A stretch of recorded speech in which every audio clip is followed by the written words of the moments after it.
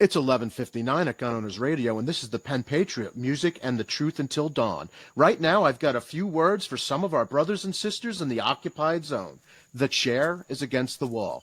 The chair is against the wall. John has a long mustache. John has a long mustache. It's 12 o'clock, Americans, and another day closer to victory. And for all of you out there on or behind American lines, this is your song.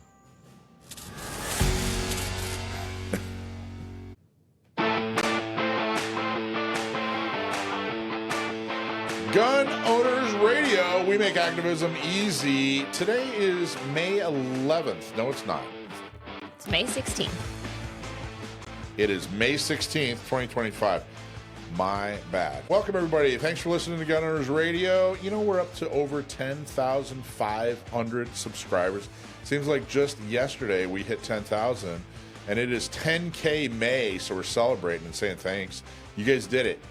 Thank you so much for helping us get to 10,000, and clearly we're not stopping. And you know, we hit 10,000 because people are realizing that prevention beats protest, and it sure as hell beats lawsuits. I mean, lawsuits are important, and we're so happy with the partners that we work with, Firearms Policy Coalition, on our lawsuits, but we want to get to a point where we don't need to file lawsuits because we've elected the right people and they're not making stupid decisions on laws. So share the show, help reverse the erosion of your self-defense rights before it's too late. Check it out. We have another jam-packed episode for you. Today we have a candidate for California governor. We're going to talk to a former SEAL member about foregrips and a whole lot more. Gun Owners Radio is located in Discount Gun Mart on Marina Boulevard. Check them out at discountgunmart.com. Thank you to Discount Gun Mart for hosting us. They have 2 locations to serve you, one in Santee and one in San Diego. Are you getting our emails? You have got to check out our website at gunownersradio.com and sign up to get our emails so that you know what's happening in the Second Amendment community. Nice. Before we dive in, real quick, if you believe in what we're doing and you want to help us fight for the Second Amendment every single week, join the Pew Pew crew on YouTube. It's just a few bucks a month. You get exclusive perks, and it helps us keep the show growing strong. Hit that join button and become part of the fight. Yeah, the Pew Pew crew. Thanks for your support, those who are already members. So, Alicia's out today. She's doing extremely important work like she's always doing. She'll be back next week. It's just you and me, Dakota. Yeah. So we got to be 33% more interesting today with the loss of Alicia. So I hope you're prepared. We'll do our best. Hey, I went to. It's already election season. Yeah, I know. It's came People up don't realize. quick. Yeah, it's already election season. And I went to a kickoff for the mayor of El Cajon, Bill Wells. Oh, yeah, Bill. Yeah, he's a great guy. He is a great guy. And we've endorsed him multiple times now. And it was fun. It was great. There was a lot of energy. You know, he's got a really strong track record, and people were really, really excited about, you know, sometimes you go to these things and people are kind of looking around the room like, I don't know how excited I am about this guy, but let's see what happens. People were legitimately thankful for what he has done in El Cajon, his voice, you know, and there was an energy in the room. It was cool. Oh, that's awesome. Yeah, I liked it. It was cool. So, all right. So what's the time for? It is time for the gun truth of the week. The gun truth of the week. Okay, even before concealed carry was as successful and popular as it is today, there was a piece written in 1995 called "Shall Issue: The New Wave of Concealed Handgun Permit Laws," and this was written in the Tennessee Law Review in 1995. In it, a study out of Missouri found that civilians successfully wounded, drove off, or captured 83% of the times they attempted to do so, while police were only successful 68% of the time. It also showed that 11% of police shootings involved an innocent person being mistaken for a criminal, compared to only 2% of the time with civilians. Now, media and the anti-gun groups would have you believe that gun owners are irresponsible or not well-trained, not competent enough to trust them with their own self-defense. But this study really, truly shows what we really all already knew, and that's that we as gun owners, we take our right and our responsibility very seriously. It is not just a right, it's a responsibility.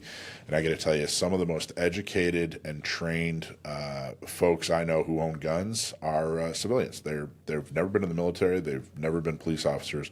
They just take it very, very seriously. So as I've said before, I'll say it again, get a gun, get training, get a permit, and carry everywhere you can. And that is your gun truth of the week.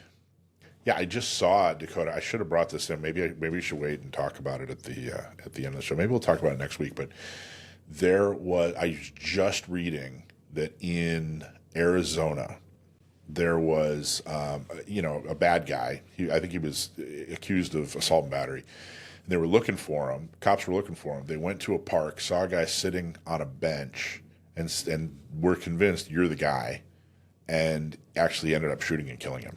What the heck? And he was a total stranger. Had nothing to do with nothing. And unfortunately, it didn't survive. And why I was reading, why it was even in the headlines, is the DA decided not to prosecute. Oh my God. This guy the police officer got off. Now I don't know if he's going to continue to be a police officer. He might lose his job.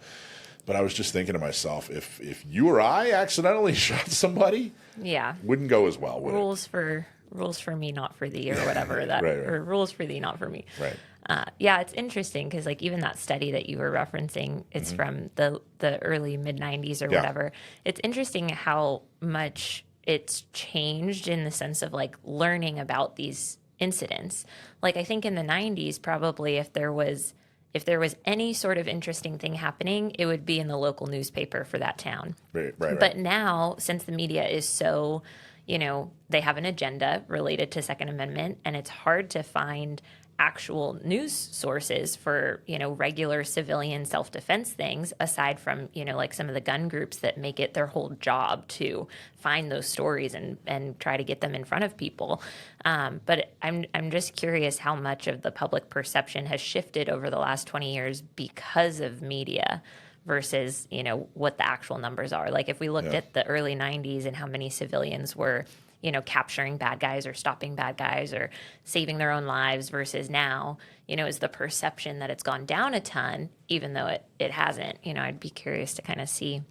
Compare and contrast. Yeah, like what people think about civilian self-defense now versus like maybe what, for my generation, like what my parents thought about it when they were my age, Yeah, in '95 was right at the beginning. Florida. I mean, people carried for self-defense, but it's nowhere near.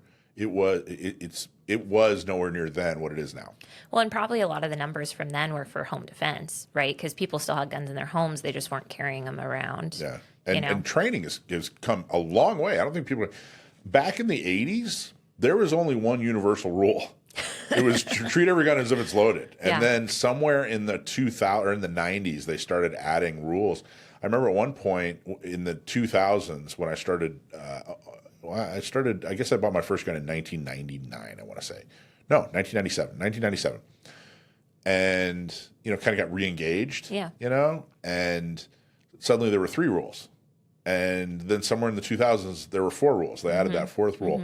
But training and education has come a long way since right around 1990 when Florida really started issuing CCWs and people started carrying. So yeah, the teacup grip was still what cops were doing back then. Like you look at any of the old police magazines, everybody's got the grip under the gun with their non-dominant hand. It's kind of funny. All right, Q and A's. You have Q's, I have A's. People ask us questions all the time, so I thought I would put them out there and answer them on camera. Because if somebody else if one person's asking, then a bunch of people want to know. So I got a bunch of questions that were basically boiled down to how do we win. Now, a couple weeks ago, we put out a video that actually talks about elections and talks about how we win. And so we're going to put a link to that and talk about like, hey, this is how you get the electorate involved. This is what has to happen in order to get the right people elected. But I got to tell you, I think that's the answer, is we have to start being more engaged. We have to start organizing more people and raising more money. We have to get the right people elected. We can't continually react. We have to be proactive. That's how we're going to win, and that's what San Diego County gun owners and Inland Empire gun owners and Orange County gun owners, this whole thing, that's what it's based on, is getting people engaged in the election process and doing things that it takes to get the right people elected. There are a lot of organizations do a lot of things. They do educational things, they do charitable things, they do lawsuits and legal things, and that's all extremely important. Our emphasis, and we do all those things too, but our emphasis is on getting the right people elected. I think that's how we're going to win. That's how we have to win. That's the American way. That's what we were set up to do. Is to get people who represent us. What if we want to be interviewed on Gun Owners Radio? I got a couple of inquiries. All you got to do is email us. Email us at info@gunownersradio.com and let us know. And we're not going to interview anybody that asks, but give us a little background, and you might be a guest on Gun Owners Radio. Okay, what's going on with the Hearing Act and Short Act? That's the something we've been talking about for a couple of weeks. A lot of folks in the gun community are talking about it.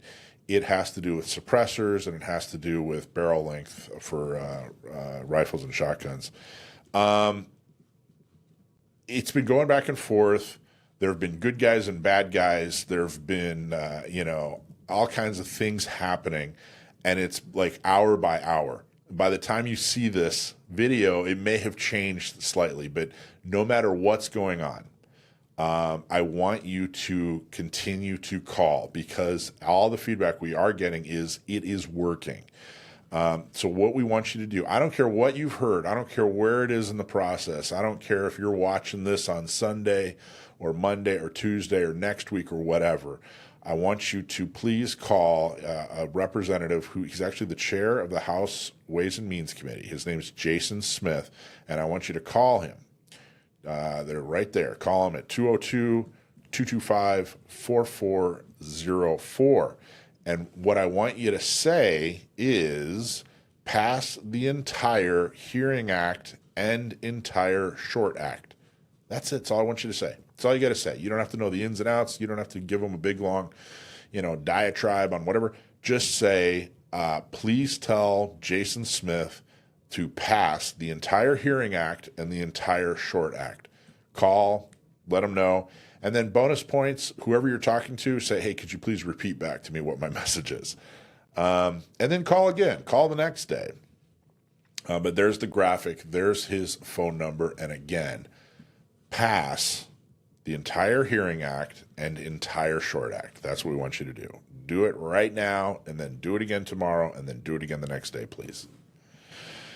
Okay, next question. Do I have to register my guns in California when I move to California? I get this a lot, Dakota. Do you hear this a lot? Yeah, I think a lot of people are confused because of some of the language on the Attorney General's website. Yeah. It's a little confusing how they phrase it, and I think it's intentionally confusing. Their website is trash when it comes to gun regulations. Yeah, well, their policies are trash when it comes to gun regulations too. Yes. And I do have, you're absolutely. I have a little sympathy with people that are just like, I don't understand what's going on with these gun laws in California. It's tricky. They don't make any sense. Especially considering that in most other states, you can just go there, live, and be. You can just be. And yeah. It's almost like you're in a free country. You're an American in some states. Yeah. All right. Okay, so the question again is, do you have to register your guns? You move into California, do you have to register your guns? Maybe you're in the military, maybe you're just relocating, whatever the case may be. You're moving to California, you're bringing a gun with you. Do you have to register it? Now, I'm not an attorney. This is not legal advice. Check everything out. It's up to you to understand and know the law. But my understanding is you have 60 days from the time you get into California. Now, this is actually a two-part question, usually. So when you move into the state, you have to register your gun. But the second part of the question is usually, well, what if it's been over 60 days? I don't want to get busted. I didn't register my guns, and that is a really good question. So let me just give you a couple of tidbits on this. So it must be registered. Firearms purchased through a licensed dealer all must be registered, whether you bought them in California or not. This is for post 1991 for handguns and post 2014 for long guns. So in other words, if you lived in California and you purchased a handgun before 1991, if you purchased a long gun before 2014, there was no registration. So if it's not registered, there are no consequences. But if you can't prove that you were here, like if you didn't live here in 1991 and you have an unregistered handgun, and I don't care if it was manufactured in 85, if you weren't here in 91 and it's not registered, that's a bad thing. It has to be registered. I'm just telling you what I've read the law to be. So firearms acquired before registration. So handguns purchased in California before 1991 and long guns purchased before January 1st, 2014 through private sales or other means not involving a licensed dealer may not be registered, as the state did not retain DROS information for long guns before 2014 and had no handgun registry prior to 1991. These firearms are often referred to as unregistered, and they're not required to be retroactively registered unless they're transferred, sold, or brought into California by a new resident. Now, there are exceptions for antiques, and this answer is not meant to be a completely comprehensive,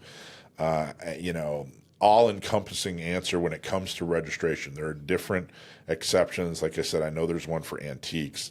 But the second part of the question is, what if it's been over 60 days? What do I do?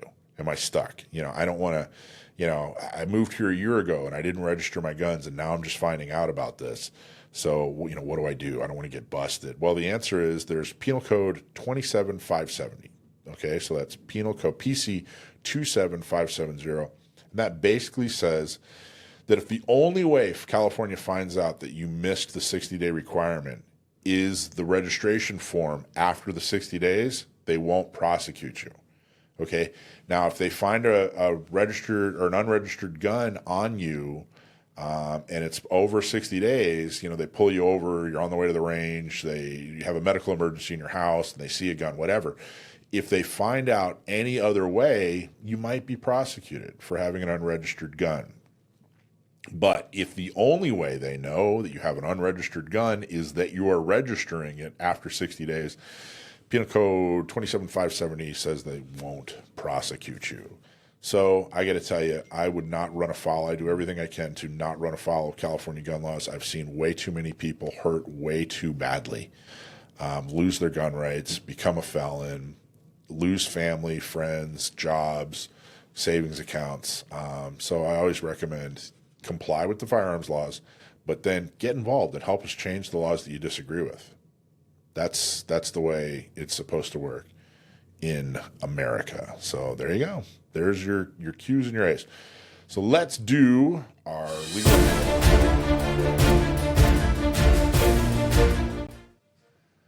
Oh, wow, I like that. That was very, what's that movie where they steal the Declaration of Independence?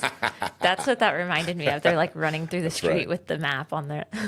We're going to steal the Declaration of Independence. Nicolas Cage. Yeah, it was more of a Keanu Reeves impression, but you got the idea. Oh, okay. I'm sorry. No. Well, you're right. It's Nicolas Cage. It was more of my Keanu Reeves. Anyway, all right, let's go. All right, this segment is our legal and legislative segment where we tell you what you need to know from the courts and from the legislators. Remember, we are not lawyers and nothing we say is legal advice. Our sponsor, John Dillon, is a lawyer and he's been helping people fight GVROs. Those are the gun violence restraining orders we've been talking about, and much more. If you know somebody that's had their self-defense rights taken away without due process, give John a call. His website is dillonlawgp.com, and his phone number is 760-642-7150. All right. What do we got? We got something. We got like a prize or something going on today, right? Are we talking about the Pew Pew Crew rewards announcement? Yeah, should we do that? Sure. Right. All right, time to reward the folks who make this show possible, our awesome Pew Pew crew. When you join, you're not just throwing us a few bucks, you're getting access to exclusive giveaways, behind-the-scenes perks, and chances to win legit prizes, like this one. Nice. Today, one lucky member is getting private firearms training with Matt Hoff from West Coast Kinetic Solutions. That's right, real training, not just watching YouTube and calling it good. This guy trains the pros. Hit that join button and get in on the action. All right. Well, who's the winner? Should we do a drum roll or something? Yeah, do we have drum roll? Do we have a little? Okay, there we go. We're close hitting enough. the tables. The winner is Paul Freely. I don't know how to say that. Freely. Yeah. Okay. All right. Fantastic. Congratulations, Paul. Thanks, everybody. Join the Pew Pew crew. It helps us. It helps the mission. And I think it'll be interesting and fun for you as well. Yeah, definitely. The Short Act and Hearing Protection Act. What's all the hubbub about? Is self-defense and hearing health care really that offensive? So we've been talking a lot about the Short Act and the Hearing Protection Act. I wanted to go into a little bit of depth on the background, what we're actually trying to accomplish here. So for decades, long guns, shotguns and rifles with short barrels have been heavily regulated. And so have sound suppressors. You know, a suppressor for your gun, extremely heavily regulated, both those things, short-barreled rifles and shotguns and suppressors. Well, why? Why is that? Well, the NFA and the Miller decision from the Supreme Court were to blame, along with a lot of emotion. So let's talk a little bit more about it. I'm going to get into a little bit of depth on the NFA, and we're going to talk about the Miller decision from the Supreme Court back in the 30s. So the Stop Harassing Owners of Rifles Act, which is what SHORT stands for, right? SHORT. Stop Harassing Owners of Rifles Today.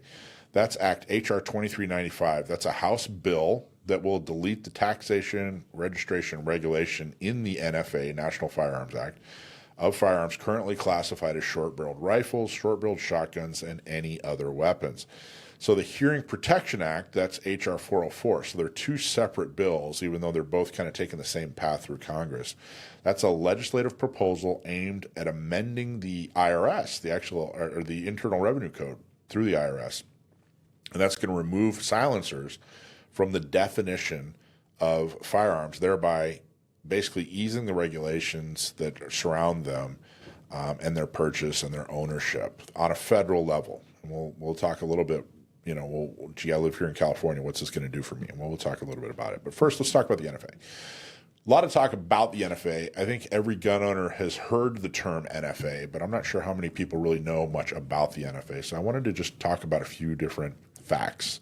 So the NFA, that's the National Firearms Act. That's what NFA stands for. It was passed in 1934, almost 100 years ago. There's also the Gun Control Act of 1968. They kind of work hand in hand with, you know, the NFA and the Gun Control Act of 1968. But really, we're going to concentrate on the NFA right now because that's really what's been happening. Now, what happened in 1934? Why did they do this? Well, in 1934 there was prohibition, which means they outlawed alcohol. So what happens? Well, it immediately created a black market. Immediately, organized crime started filling the want for alcohol, and it created this huge war zone across America. You know, there's a lot of crime, and they were using firearms to commit a lot of this crime. The biggest example was the Valentine's Day Massacre. That was a big catalyst for the NFA. The Valentine's Day Massacre, interestingly enough, if you go to the Mob Museum in downtown Las Vegas, they've actually taken a portion of the wall where the Valentine's Day Massacre happened, and they put it in this museum. You can see the .45 caliber holes. Well, that was a big deal. The Valentine's Day Massacre was a big deal. It was criminals killing criminals, but it was extremely violent, especially for the day back in 1934. So that was the big catalyst. So what they did is they said, hey, in order to obtain these, you have to get a $200 tax stamp. Now that $200 doesn't seem like a lot of money today. Like, hey, $200 isn't a big deal. But in 1934, that $200 was meant to be a prohibition. In 1934, $200 American dollars would be the equivalent of like $4,700 today.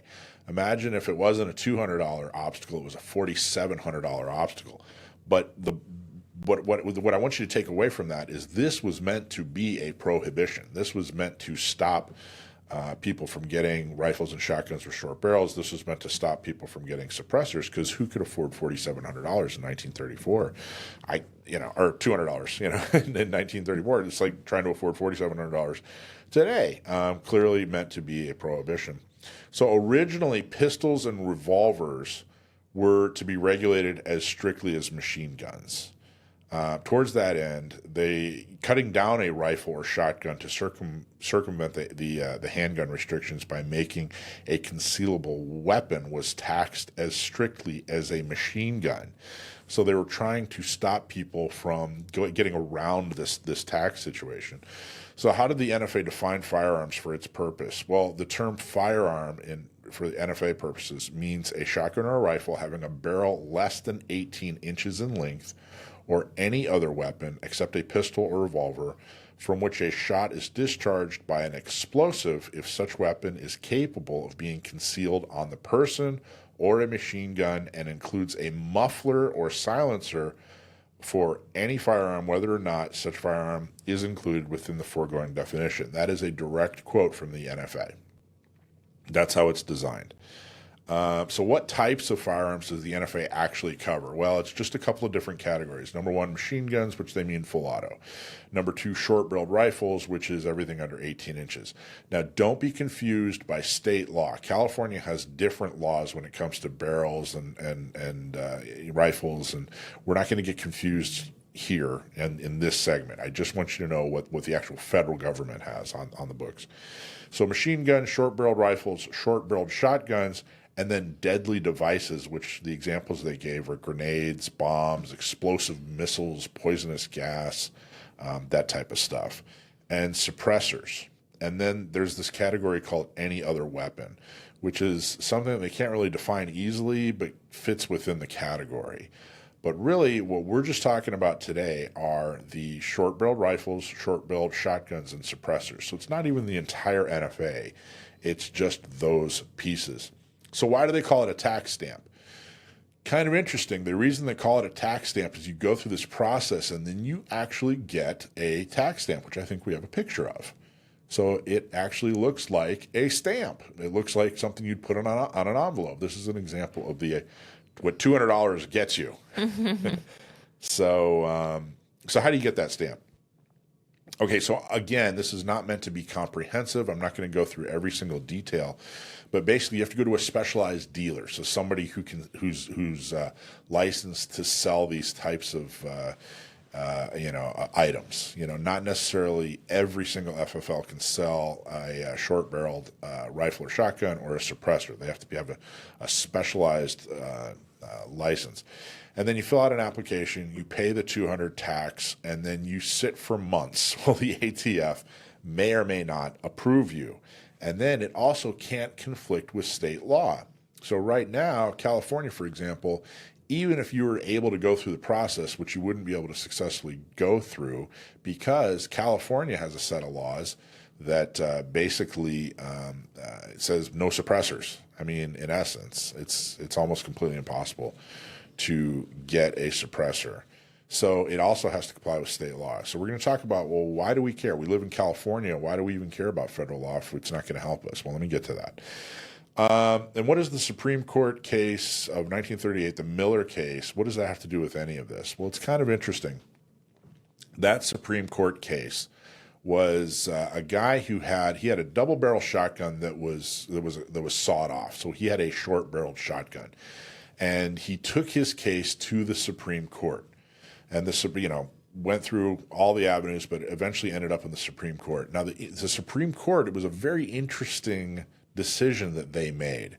The Supreme Court said, you have a short barreled shotgun that has no military use, therefore they can regulate it.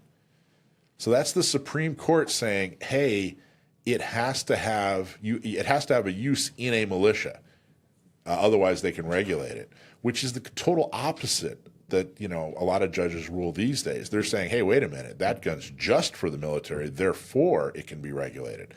A lot of people don't know this, but the 1938 Miller Supreme Court case, that's where this short-barreled shotgun and rifle thing came from. because somebody was trying to commit a crime or did commit a crime with a short-barreled shotgun. So that's where that came from. So make no mistake, we're trying to get rid of a ban. When we're trying to get these bills passed so that you can own a short barrel rifle or a short barrel shotgun, when we're trying to get a bill passed that you can own a suppressor, at least on a federal level, we're getting rid of a ban. There is nothing reasonable about a ban, and that in essence is exactly what this is. It is at the very least outlived its time period. It's 2025. It's a completely different time now. It's a completely different situation. We need to get rid of these bans and respect the Second Amendment. So why does it matter if you live here in California? Because you won't be able to benefit from it because of state law. I get it. It's extremely frustrating, but this is step number one. To throw your hands up in the air and say, "Hey, I'm not even going to try," because it isn't going to directly, immediately affect me, is completely losing sight of the big picture. And the big picture is this is the next step. If we can get this wiped away from the federal books, then next step is California. But trying to fight for this on the state level when it is so heavily regulated on the federal level is obviously it's going to work against us. So what's next? Well, it's stuck in the Ways and Means Committee as of right this second. Now, when you watch this, it may be a few days or a few weeks or whatever. This may have already moved forward, but right now it's stuck in the Ways and Means Committee, and it has been for a while. So what does that mean? Well, again, we need you to call. We need you to call and make sure that we get it through the Ways and Means Committee. We need to make sure to get it through the House, and then it's got to go through the Senate. And then I'm sure if it passes the House and Senate, it will be signed by Trump, and it'll be signed into law, and we'll get rid of these stupid regulations. This is another reminder. The parties are not Second Amendment. The Republican Party is not Second Amendment. The Democratic Party is not Second Amendment. That's not what they do. That's not who they are. That doesn't mean that there are people within that party who run for office and do good things for the Second Amendment. But what it does mean is you can't simply rely on either party to do the right or the wrong thing when it comes to Second Amendment, because that's not what they're designed to do. It'd be like if you pulled up to Burger King and said, "Hey, I would like a big bowl of white rice." And they were like, "Well, we don't have white rice." "Well, what do you mean? You guys make food, right? White rice is food. So you guys should have white rice. You have potato fries, that's kind of like rice." Yeah, but that's not what they do. That's the exact same thing. The Republican Party isn't designed to protect your Second Amendment rights. And I think that way too many people just go, "Hey, I'm just going to vote for the Republican. They'll take care of my Second Amendment rights." Or they say, "I'm definitely staying away from any Democrat because they're definitely going to do damage to my Second Amendment rights." That's not what they do. All the parties do is get people within their party elected and then hope for the best. If you had a candidate who didn't agree with 5 or 6 things that the party says they stand for. So let's say you had a candidate who was completely and totally anti-gun, a Republican. Okay, they're completely and totally anti-gun. They think you should ban all guns. But this candidate could raise money, could get people to show up and volunteer, could get on the news and had name ID, and they were doing all the things they needed to do to be a successful candidate. And then you had another candidate who loved the Second Amendment and loved guns, but couldn't raise any money, and didn't really have anybody supporting him. Guess who the Republican Party is going to pick? And the other side's true too. If Democrats have a pro-gun candidate, even though they generally like gun restrictions, but they have a pro-gun candidate who can raise money, has name ID, can organize people, can do all the things they need to do to get elected. Guess who they're gonna go with? They don't enforce their platform. No party does. That's just not what they're designed to do. They're only designed to be the mechanism to get somebody elected. So you can't take your principles and project them onto a party and think, "Hey, this party they're going to protect my principles." It's just not going to happen. And that's not really even a criticism. I'm not bashing them for doing this. I'm not bashing Burger King for not having white rice. That's just not what they're designed to do. That's not what they do. They kind of try to fool people into believing that's what they do, but that's not what they do. You can't vote Republican. You can't vote Democrat. You can't vote Libertarian. You can't vote Green. You have to vote Second Amendment. That's the only way we're going to fix this problem. And when you call, and that's all they care about, by the way, is getting elected or not getting elected. That's the ultimate thing. When you do call and you say, hey, Mr. or Mrs. Representative, I want you to pass, ABC bill or whatever.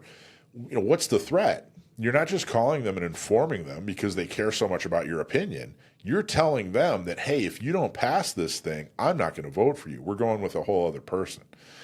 So that's what we have to concentrate on. We have to concentrate on getting the right people elected, and there are only two ways to do that. That's to organize people and to raise money. That's it. And they stand for your Second Amendment, but they are doing all the things it takes to get elected, which means organizing people and raising money. That's what our system of government was designed to do. We are not a democracy. We democratically elect representatives in a constitutional republic. We're not a democracy. A democracy means that, hey, the more phone calls, the more people who show up and raise their hand and say aye, they're the ones that win. No, that's not how it works. We hire people to make good decisions about our rights, about a budget, about our foreign affairs, that sort of thing. That's the system of government we live in, not a democracy. We're not a mob rule. We're democratically elected representatives under a constitutional republic, and that's how we're going to win. We have to start recruiting people who are leaders and that are pro-Second Amendment, and then we have to start getting them people and money so that they can run. And I'll bet you every one of you knows somebody who needs to run for office. I got to tell you, I think that everybody who I don't understand why, retired military aren't all running for office, particularly if you're like an 06 and above. If you were a colonel or a captain or a general or an admiral and you know that person and they're retired, they need to be running for office. If you have a community leader, whether it's your church group or some other community or something like that, or a business owner, somebody that has a track record, somebody that has some name ID, somebody that has a proven successful resume, that person needs to run for office, and that person needs to be pro-Second Amendment. And the things we need to do to help that person be successful, people and money. That's what it boils down to. So that's an in-depth explanation of the NFA, of what's going on with these two bills, and then not only how we're going to win right now, but what we have to do over the next 5, 10, 20, 30 years to continue to win. We can't continue to be reactive. We have to be proactive and get the right people elected. So there you go. What do you think, Dakota? No, I think that was a good explanation. I think so much of this is confusing on purpose. So much of it is complicated and challenging to figure out. I have friends who live in other states who have gone through the tax stamp process so they can have suppressors to teach new shooters, because it's some of the fear of learning how to shoot in the first place is how loud it can be. Yeah. And so, there's benefits to some of these things, and I don't know. I think it's interesting how many people in California choose not to care about these kinds of federal issues because of state law. But I think it's important for everybody to remember, we can't fight against the state laws until the federal laws change. Or we can, but it's not going to be, we can't fight as well, right? Sure. It's not going to be as effective. So care about federal law. It's actually really important, even if you feel like, well, California is never going to change the law. Well, my hope by doing this explanation, too, is the more information you have, the less out of reach it feels. Yeah. I think a lot of people are going, I don't know what to do. I voted, I voted and I put a meme on Facebook, Yeah, but what's the next step? What do I do? Yeah. Mm-hmm. And this is what you do. You get involved in people's elections. You find people to run, and you make sure that they respect your Second Amendment. You don't worry about if they have an R or a D or an L by their name. You worry about, hey, what's their track record? What are their principles? Where do they stand? So there you go. The other thing I wanted to mention is there's a little bit of movement on the Rena case, which is Rena has to do with the roster, the handgun roster. Is that the one that's about the safety features, supposed quote unquote safety features, the Yeah. magazine disconnect and Yes. Okay. Exactly right. And there's been a little bit of movement on it. I don't even want to get into depth. What I'm going to do is I'm going to invite you to go check out Copper Jacket. He just put up a video, and he does a wonderful job talking about the Renna case. If you're a member of San Diego County Gun Owners, you were also a plaintiff in the Renna case. Lana Renna was actually my neighbor at one point. She's a wonderful lady. She wanted to own a gun that she could operate. So we partnered with Firearms Policy Coalition and filed a lawsuit, and it looks good. So go over to Copper Jacket, check out William's explanation on that. I just wanted to mention that. He does such a good job. I don't want to... I can't improve on perfection. So go check out William. So there you go. So that's our legal and legislative update. Those are the bills and lawsuits that you need to know. And next is what can you do about it?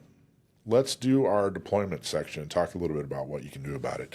This is brought to you by Red, White, and Badass Brew, rwbbcoffee.com, rwbbcoffee.com. If you're a coffee fan, go to their website, order some coffee. They'll deliver it to you direct, and use GOR. And that code will get you 15% off. So like we've been talking about, knowing about lawsuits, knowing about bills and laws, that's not activism. Certainly is fun, and it's useful, but we need you to get involved. First is this week, Gary Gibson, attorney extraordinaire. He's a defense attorney. He's going to give a seminar called What to Do After the Fight. That's on May 21st. That's just a couple of days from now. And seating is limited. We've already had to extend. There's so many people interested in this thing. We had to put out more tickets for people. So you may be sold out, but give it a try. Go to sdcgo.org, and right on the front page, there's a banner with Gary Gibson's smiling face. Click on that, May 21st at 6 p.m., and it's co-sponsored by USCCA. Thank you guys so much. He's going to talk about what to do after the fight. You've been in a defensive gun use situation. Now, what do you do after the fight? That's where the real struggle begins. Next thing is the 2025 Gun Rights Policy Conference. I'm going to talk about that for a little bit more, maybe another month or so. But add this to your calendar, register, find lodging. It is September 26th through September 28th, and it's at Salt Lake City. So all you do is go to saf.org/GRPC. It's free. It's a free event, but you got to find transportation and lodging, of course. So the next thing is our website. If you go to sdcgo.org/volunteer, you're going to see a lot of opportunities for you to volunteer. Now, there's a ton of stuff, but the most common two are shooting socials and tabletops. In fact, today, Sunday, this morning, we actually had our Guns N' Moses shooting social where we teach a Jewish group, a bunch of first-time shooters. They've never shot before. They want to learn how to properly and safely, use a firearm. And this is kind of a beginner's course. It's not even a 101. It's kind of an intro to it. We want to take the mystery out of it. We want to give them a fun and safe experience so that they can go on and work with an instructor on a half day or a full day or even a multi-day course. If you've ever, taken your neighbor to the range before and just kind of showed them how to shoot, that's all you're doing here. And we make it easy. We put the group together. We organize everything. We find the people for you to teach. All you do is show up with your firearm and your eye and ear protection. You get a free T-shirt, and boom, you get to teach them how to shoot. There's a lot of opportunities on our website. The tabletops are super easy. We go to different gun shops. We go to different events.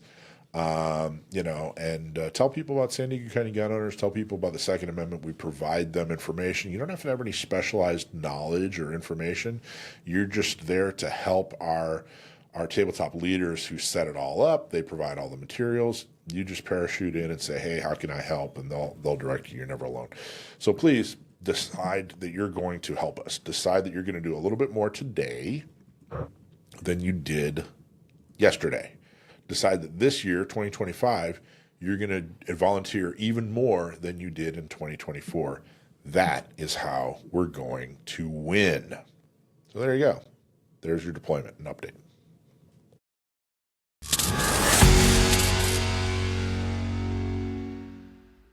Okay, our guest is Leo Zaki. He's actually a candidate for governor for California, so I'm looking forward to talking to him. But first, this segment was brought to you by Cargo. Cases and rugged gear outfitters, they're in El Cajon, or you can access them by going to cargostores.com, cargostores.com. But go visit them, 423 Broadway in El Cajon. If you need to protect your gear, well, you're on the go. Look no further. Cargo has the perfect case for you. So if you need it protected and you want it customized, go check out Cargo. That's the place to go. Did you know that you can actually get a Gun Owners Radio bonus if you go in and mention us at the store? They'll give you a dissicant. Now, I was told I mispronounced that last year. Did I get it right, Dakota? I think that's right. Dissicant. You can get a dissicant pack to keep your firearms safe, dry, and rust-free. Rust is your gun's biggest enemies, right behind politicians.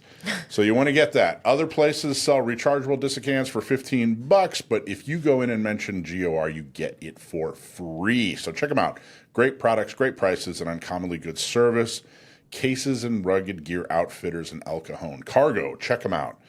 Okay, so our first guest is Leo Zaki. So if the name Zaki sounds familiar, it's because Leo is part of the Zaki Farms poultry family. His great-grandfather Samuel immigrated to California over a century ago in search of the American dream.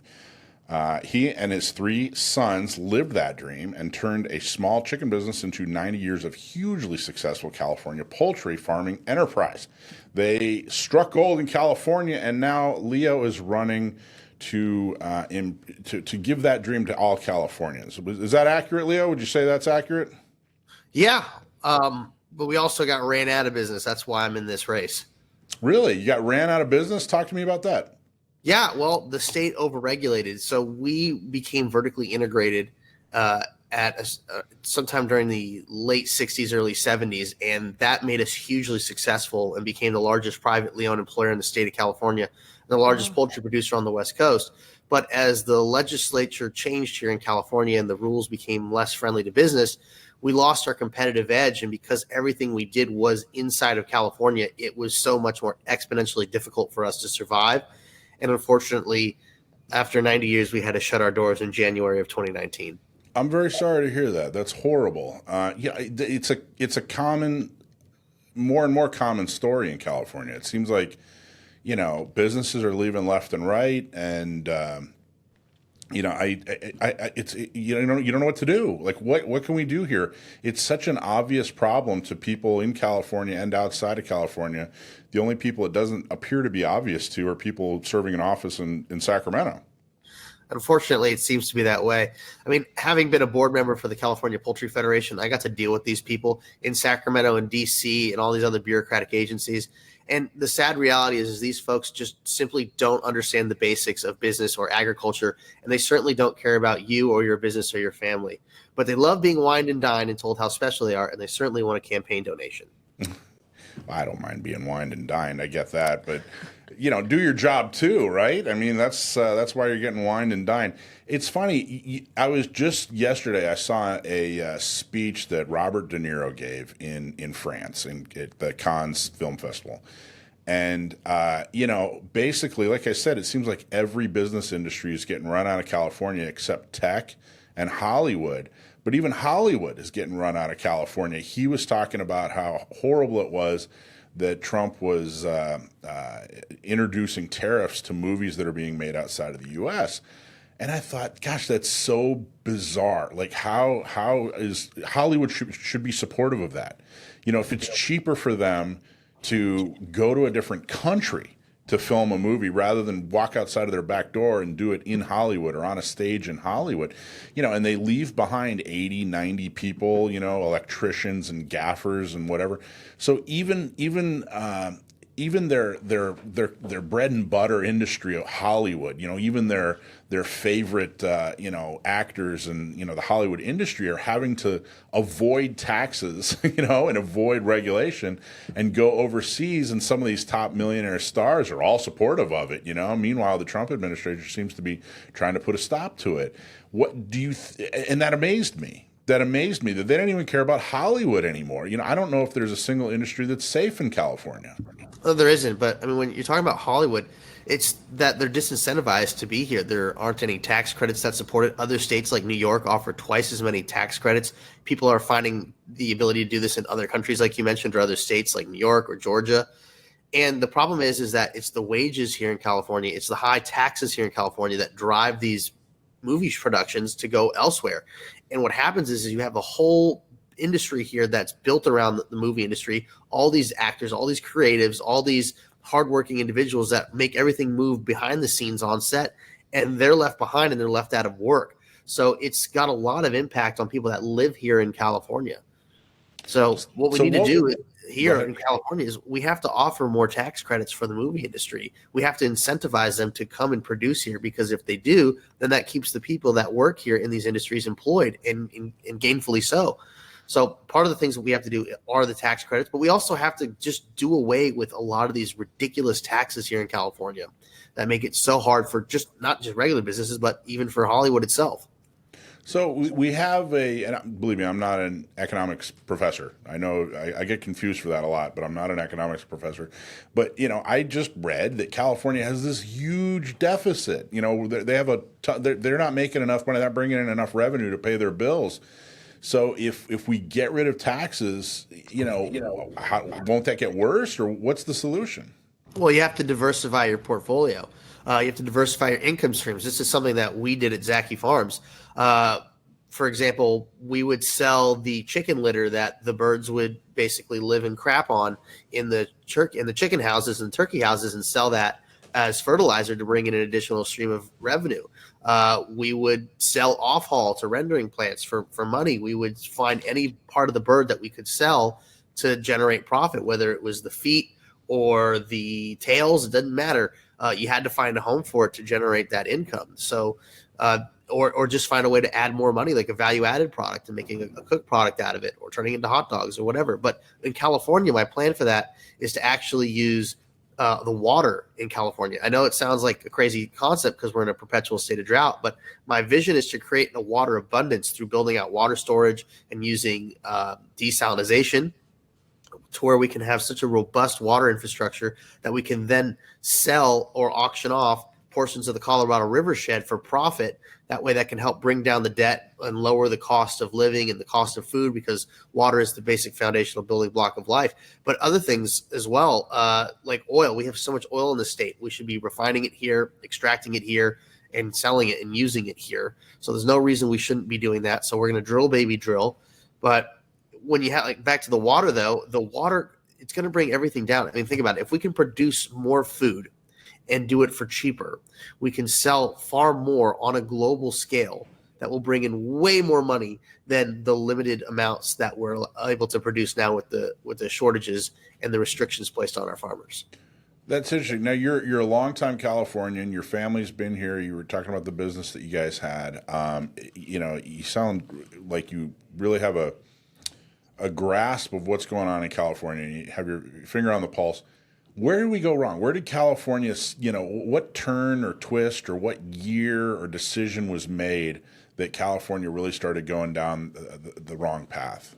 Well, it was like the mid-'70s is when this supermajority started in the legislature. And there was like a brief moment for maybe 4 years where that supermajority wasn't a supermajority. But since they've gone into this supermajority in the legislature, the Democrats have had complete control, and then you've got this woke mind virus that's invaded everybody, and they've ignored facts and gone wholeheartedly into feelings. And you've elected people that just simply, like I said before, don't understand business, don't understand agriculture. I mean, California is the large economy that it is. I know they're saying it's the fourth now. I don't believe that. We've been the fifth. We're definitely sliding, and we're probably around the seventh or eighth now. It's because of agriculture. I mean, we're the world's largest producer of strawberries and almonds and avocados and artichokes, and we lead the nation in over 25 different products. I mean, we got more oranges than Florida, more peaches than Georgia. We have the most dairy cattle, the most beef cattle. We have a robust wine industry. I mean, the list goes on and on. And these people that are happy cows. Our cows are way happier than they are in Wisconsin, right? Isn't that Of course, happy cows come from California. Yeah. That was the saying.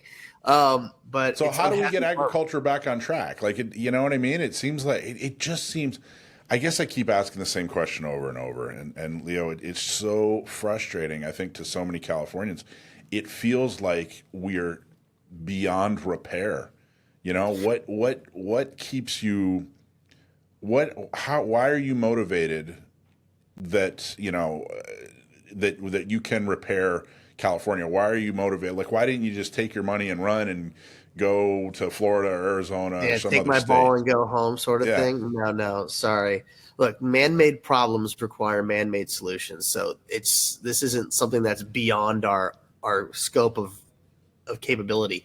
We have the power to make the change here. It's just we need leadership that understands and is motivated enough to drive us in that direction. And we have to do away with this whole, oh, you're Republican, you're bad. Oh, you're a Democrat, you're dumb sort of concept. And we have to realize that at the end of the day, that we're all in the same boat. So whatever rules or legislatures get passed, it's Team California. It all impacts us. And we have to be able to open up dialogue with the other side. I mean, kind of like what Tip O'Neill and Ronald Reagan used to have back in the day. And it can be done again, but you have to have someone that's willing to have these discussions and sit down and say, look, we need to talk. Let's figure this out. And look, this is my home.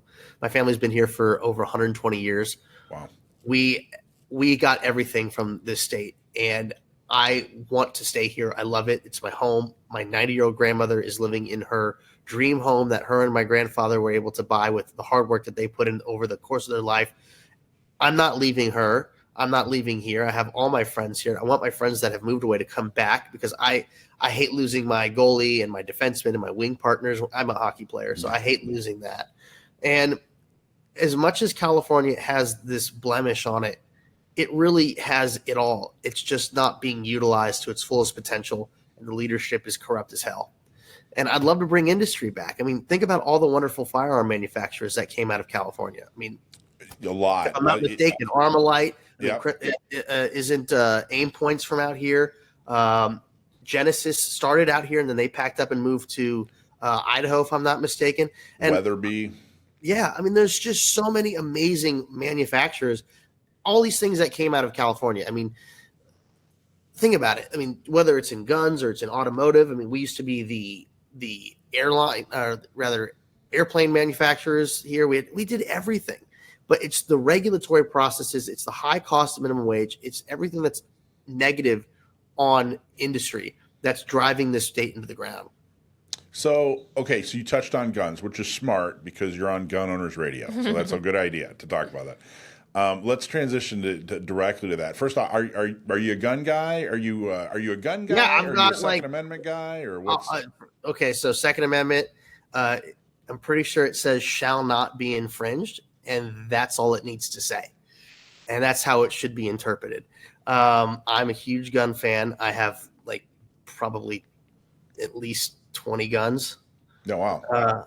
Yeah, I love my guns. I want to buy more. I actually have to go. By the way, Dakota, you know how you can tell when someone is a legit gun person is when they're not quite sure how many guns they have. I know. I was starting to count on my fingers. I was like, do I know how many guns I have? When he gives, You got to think about it after a while. I mean, I know what I have. I just couldn't put quite a number. I got to go.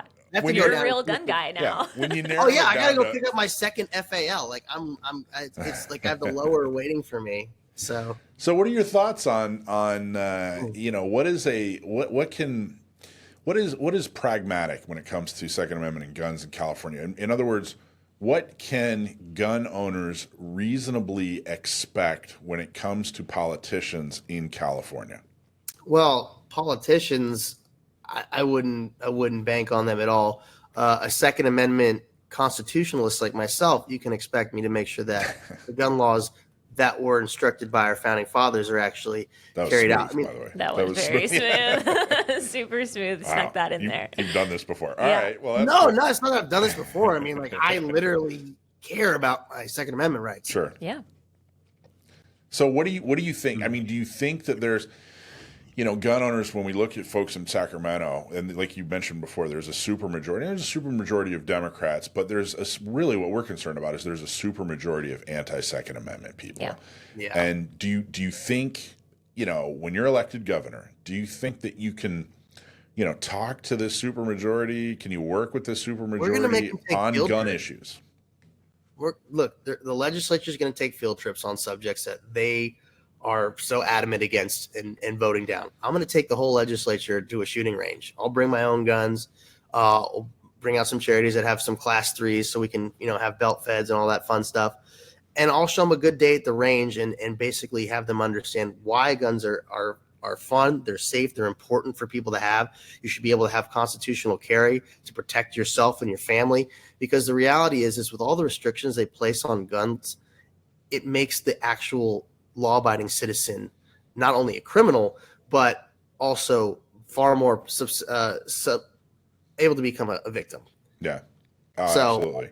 I mean, look, all the bad guys are going to be the ones that are walking around with the guns doing the bad things. I mean, the best story I know is that there was a guy, he tried to rob a 7-Eleven in Texas, and he got shot 50 times because the 5 other people in the store all had guns, and they shot him. Jeez. It's 5 other people 50 times, so they all had 10-round magazines? That's I mean, in Texas, you'd think they'd have. Well, hold on. Single stack, MP9 shield. Think about it. All right, that makes sense. Hey, Hey, concealed carry. What are you going to be carrying? what do you think is the biggest threat to Second Amendment in California? What is the one thing gun owners should worry about the most right now? Javier Becerra. That's a good answer. Are you versed at all in gun violence restraining orders, like red flag laws? Have you looked into those much, or do you have much exposure with those? Oh, like red flag. Yeah, because you can just basically anybody can report someone and say they're a danger to society, and then they can basically kind of come in and take your guns, which is totally a violation of your rights. So, yeah, I'm not a fan of those. We agree with you. 100%. So there's a couple of questions I ask everybody running for office, whether it's they're running for election or re-election. The first one, I don't think there's a right answer. It's really more of a thought-provoking, exercise. If you are in office and there is a bill that has been proposed, and it's going to require, I guess as governor, it'd require you to either veto it or sign off on it. So there's a bill that passes, and you are 100% against this bill. You think it's horrible. You hate it for every reason on every level. You know for a fact, that an absolute fact that 90% of voters want you to pass this bill. Do you veto it because you disagree with it, or do you pass it because 90% of voters want it? Mm-hmm. Well, if it violates the Constitution, then I have to uphold my duty to the Constitution. So I take this Sharpie here and I use my line veto power and I strike out all the bad things. Well, that's an interesting answer. I mean, I understand I need to represent the people, but there is the Constitution, and I'm taking an oath to that, and I believe in the Constitution. So if it's violating that and people don't understand that, then we have a big issue with education, and people need to get learned and informed very quickly about what their rights and what their liberties are, and that they should embrace them instead of being taught to be constantly afraid. Because right now, everybody is being brainwashed into living in fear and this concept of there's constant shortage. Everything's running out. I disagree with a lot of that. Interesting. And the question, it kind of speaks to, are we a big D democracy, or are we a republic? We're supposed to be a constitutional republic. That's what I think. So, you were talking about how the legislature changed in the 70s, and you talked a lot about agriculture, which is very, very interesting. A few years ago, I actually wrote an article. This is years ago. This is like, I don't know, 10 years ago at least. I wrote an article about, there was a Supreme Court decision, I think it was 1968, the Sims decision, and California looked at the Supreme Court decision and said, hey, we have to get rid of our static districts for state senators. We have to redraw these districts by population, just like we do for the assembly. And I think that was in this piece I wrote that, hey, that's the worst thing that's happened to California. And the example I gave was rural areas no longer have a say and things like water rights when they're trying to, produce agriculture, suffer for it. And I really think that, number one, California reacted wrongly. I think the Supreme Court, it was a bad decision. I think California acted wrong when they changed the system. And I think it was the biggest step California's taken, to looking a lot more like a big D democracy rather than the republic it was supposed to emulate, which is the United States. Well, that's what they're trying to do, is they want to go to this whole mob rule. That's why they've worked diligently to create the supermajority and hold on to it. I mean, gerrymandering is a huge problem. When you redraw districts, it absolutely disenfranchises a lot of communities, because if you start drawing in rural districts into parts of more urban districts, I mean, it's very well known that urban, metropolitan areas, they are more typically Democrat. They care more about social issues because they are, in fact, disconnected from the rural life and how things actually work. See, the folks in the cities, they think that the groceries, that the food, it just comes from a grocery store, where the folks that live in the rural parts of the state understand that it actually comes from, Ben's farm down the street. That's where it starts. So you disenfranchise a lot of people through that. I agree. We have a lot of work to do here in the state, and we need to have better representation, because in a republic means that you have leaders that are responsible for certain areas that represent them. It's a representative government. So what was your big aha moment? What was the moment you decided, I'm running for governor? What take us back to that and just describe what made you make that decision. I thought about it back in 2016 after Trump got elected, and I talked to the legislative group that I was a part of, the lobbying group, and they kind of were like, "Oh, you're a silly kid. You have no chance. Don't even. That's funny." But what really pushed me over the edge was after we'd lost our business, we'd shut the doors, we'd lost 95% of our wealth, and I watched the 2020 election go down, and it was clearly the most fraudulent election I've ever seen. And that's when I said, you know what? I'm doing this. I've got nothing left to lose but my life and my freedom. So I'm doing it. And I went to January 6th, and I met some amazing people that helped me get off the ground. And I went out there and I was like, yep, I'm going to run for governor, And I didn't know anybody or anything about politics. And I happened to meet a gentleman named Andy Reeder, and he opened the doors for me and introduced me to so many amazing people that heard my story. And I presented my plan to him that I wrote out, and it was supposed to be like an hour meeting. And it was, 3 hours later, this guy's like, you're incredible. Let's go back. What do you mean you went to January 6th? You were in Washington, D.C. on January 6th when all that went down?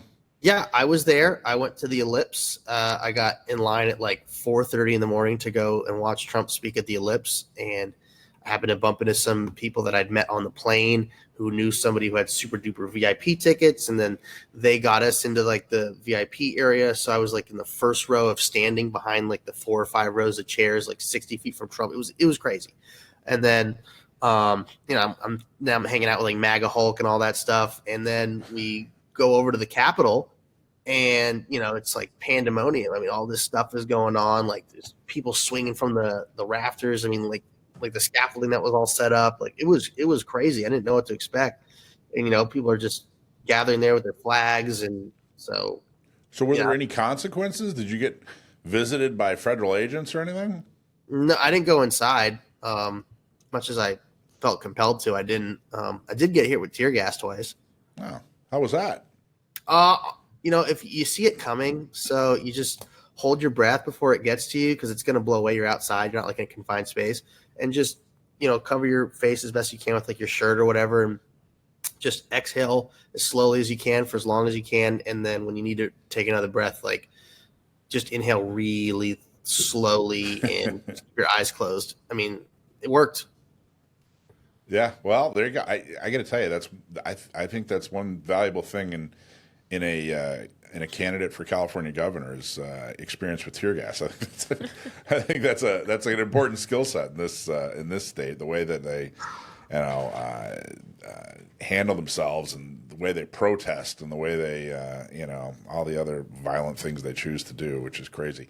So, but we knew that people were going to be bad actors. By the way, everybody the night before was talking about how we knew there were going to be Antifa people dressed up as Trump supporters. and going out and doing bad things. So to be on our best behavior. So what that sets you apart? What makes you different from all the other candidates? Why should everybody listening to your interview right now, why should they vote for you over anybody else?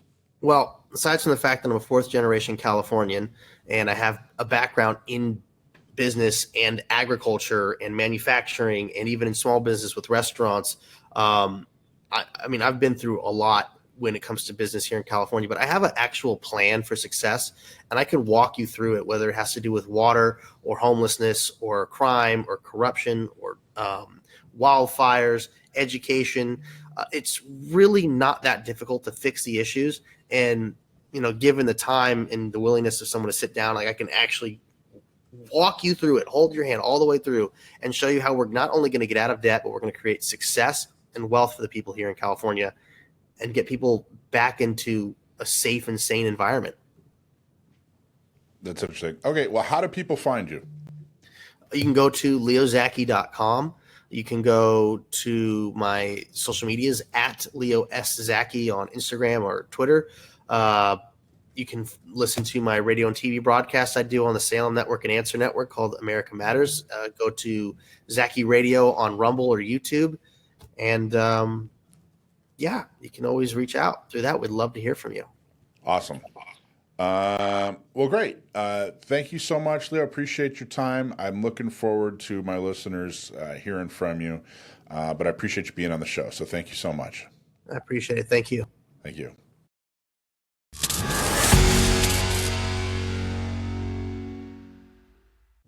Okay, our next guest is Brian. He's a firearms instructor with Change of Behavior here in California.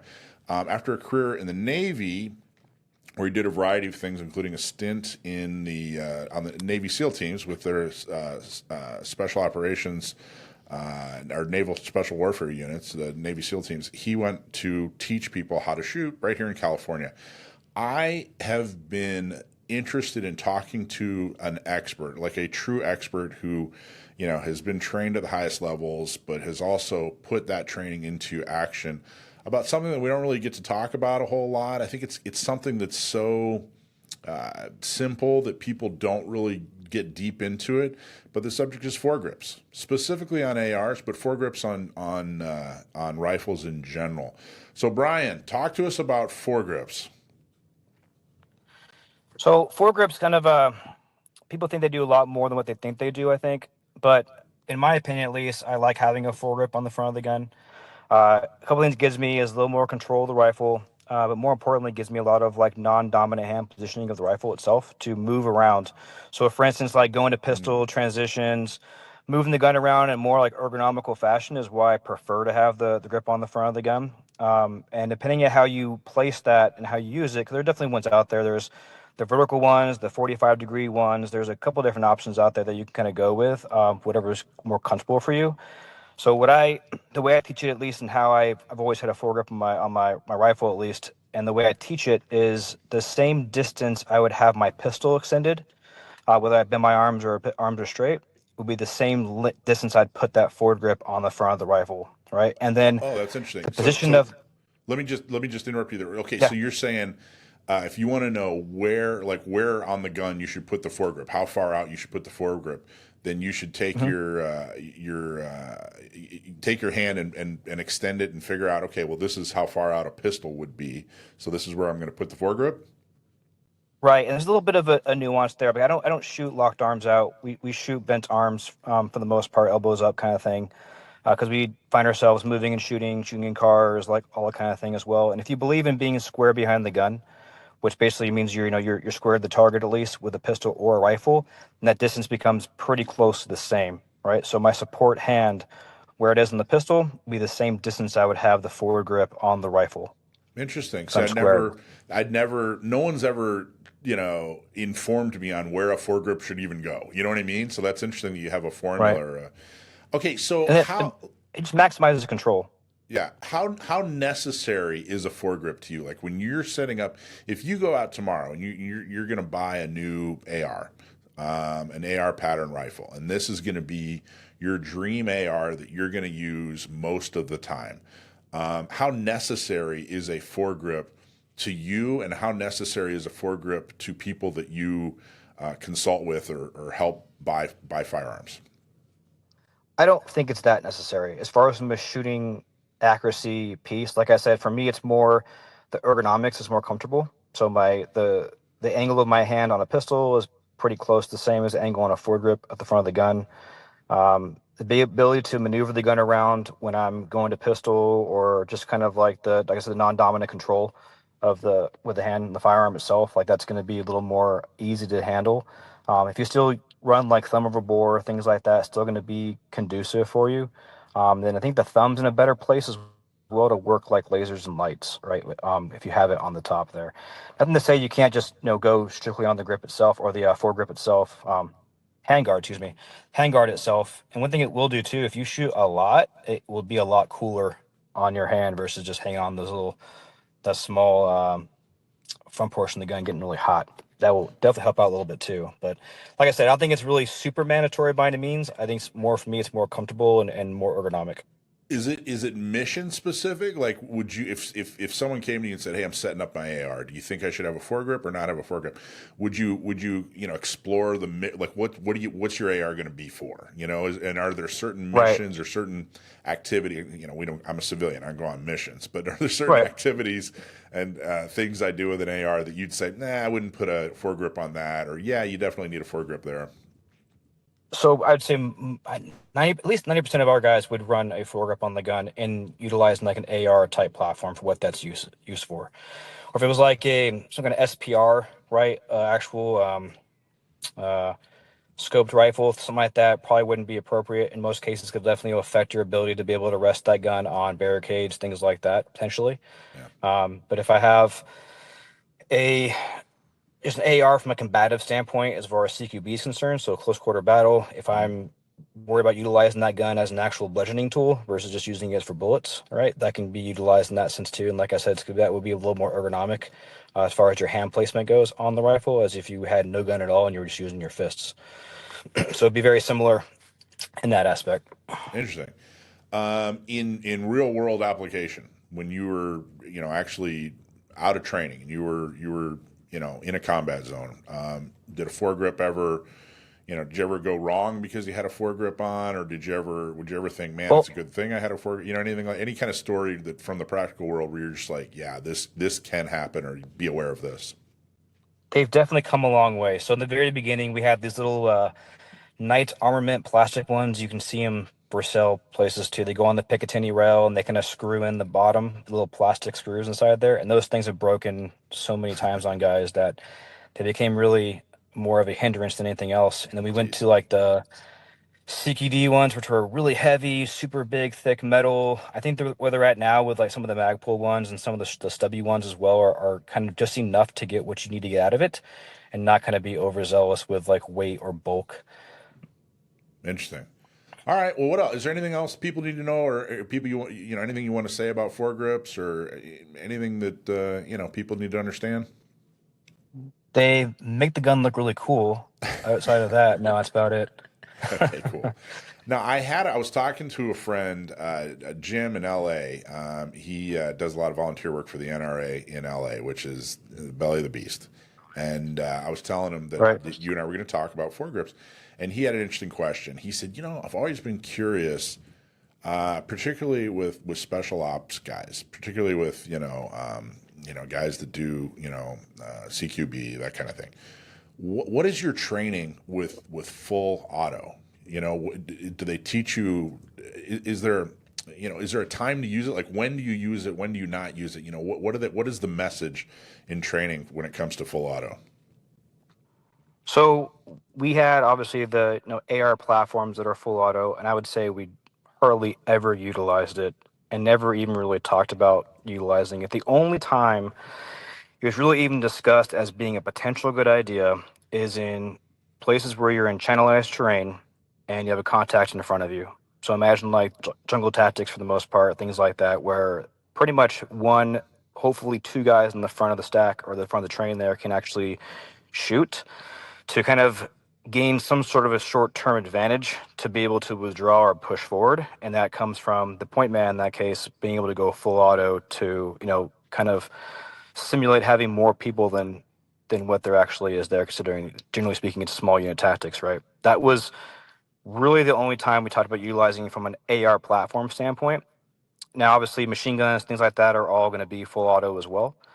And the biggest difference there is that most time with those weapon systems are going to be on a turret or some kind of T&E, like a traverse and elevation tool piece. So it controls the recoil so much to actually make it make sense for accuracy. The biggest problem you run into as far as either it's a full auto pistol or a full auto AR, and don't be wrong, they're absolutely fun to shoot that way and go mess around and exercise your rights. But from an actual like accuracy and ammo count standpoint, it's pretty terrible, right? You're going to lose a lot of accuracy immediately just from the recoil, and then of course you're going to lose a lot of your ammunition immediately, right? If you look at an AR platform with 3-round magazines, it's going to go through a full mag in 2 seconds or so. Yeah. So how many bullets are you carrying, right? To where it becomes useful. Obviously, extreme close ranges potentially could be. And you realize too, like the AR platform, when you go on full auto, it's not very ergonomic to basically make that switch go all the way around to a full 180, right? It's set up naturally to basically be kind of like a thumb down single action. But if you want to go full auto, you have to go all the way around to make that kind of happen. So you're really burning time as well in that aspect to make that happen. So we don't normally train it, to answer your question. We obviously do it from like a recoil management check, like a Bills drill kind of thing. Mm-hmm. And people will say like, well, I shot a Bills drill in a 6-inch target at 5 yards. I'm like, okay, that's fine, but how often are you standing still shooting? So if you're running and gunning, moving around, and you're planning on being on full auto, like it works really well in a video game, but it's not going to work from an accuracy standpoint as well as like the ammo count you're actually carrying with you. So when you guys go on a mission, it'd be semi-auto. What about 3-burst? Did you guys ever use 3-burst? Was that something that was useful?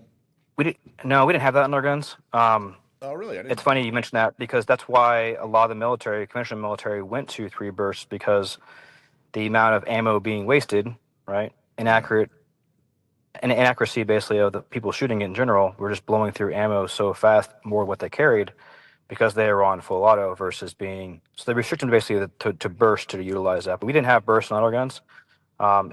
Any soft across the board would not have that. That'd be more of like a big military called Gym Pop would have kind of like that 3-round burst on the gun itself. Interesting. Well, awesome, Brian. Thank you so much. What's your website in case people want to train with you? How do they find you? Instagram, probably the easy one, okay. But www.changeofbehavior.com. Changeofbehavior.com. Brian, thank you so much. Appreciate you, man. Appreciate you taking the time. That was really interesting. Thanks. Appreciate the hard work, guys. All right. All right. I think we're going to talk to Sam. There he is. What's up, man? How you doing? I'm well. How are you guys? Good. This is Stump My Nephew, sponsored by Seal One. Seal1.com website, seal1.com. Check them out. Quick tip to save you time, money, and headaches at the cleaning bench. Ditch the 3-step system and switch to Seal One. It's the all-in-one CLP that actually works. Just wipe it on, that cleans it, and then wipe it off, that lubricates it. That's it. That's all you got to do. No greasy mess, no extra bottles. It's a dry lube, so you don't have to leave it sitting. Wipe it completely off, and you're good to go. Our product, Seal One, is one step, total confidence. That's Seal One. Try it today. Grab yours now at seal1.com. One and done with Seal One. All right. Dakota, why don't you do it? You want to do the question? Yeah, I think this one's pretty interesting. We'll see.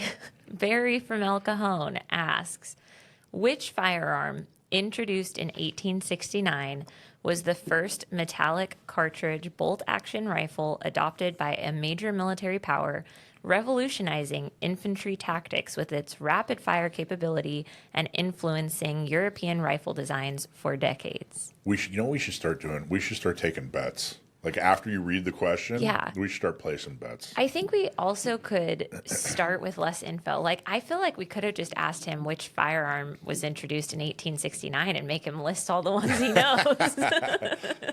Make it even harder.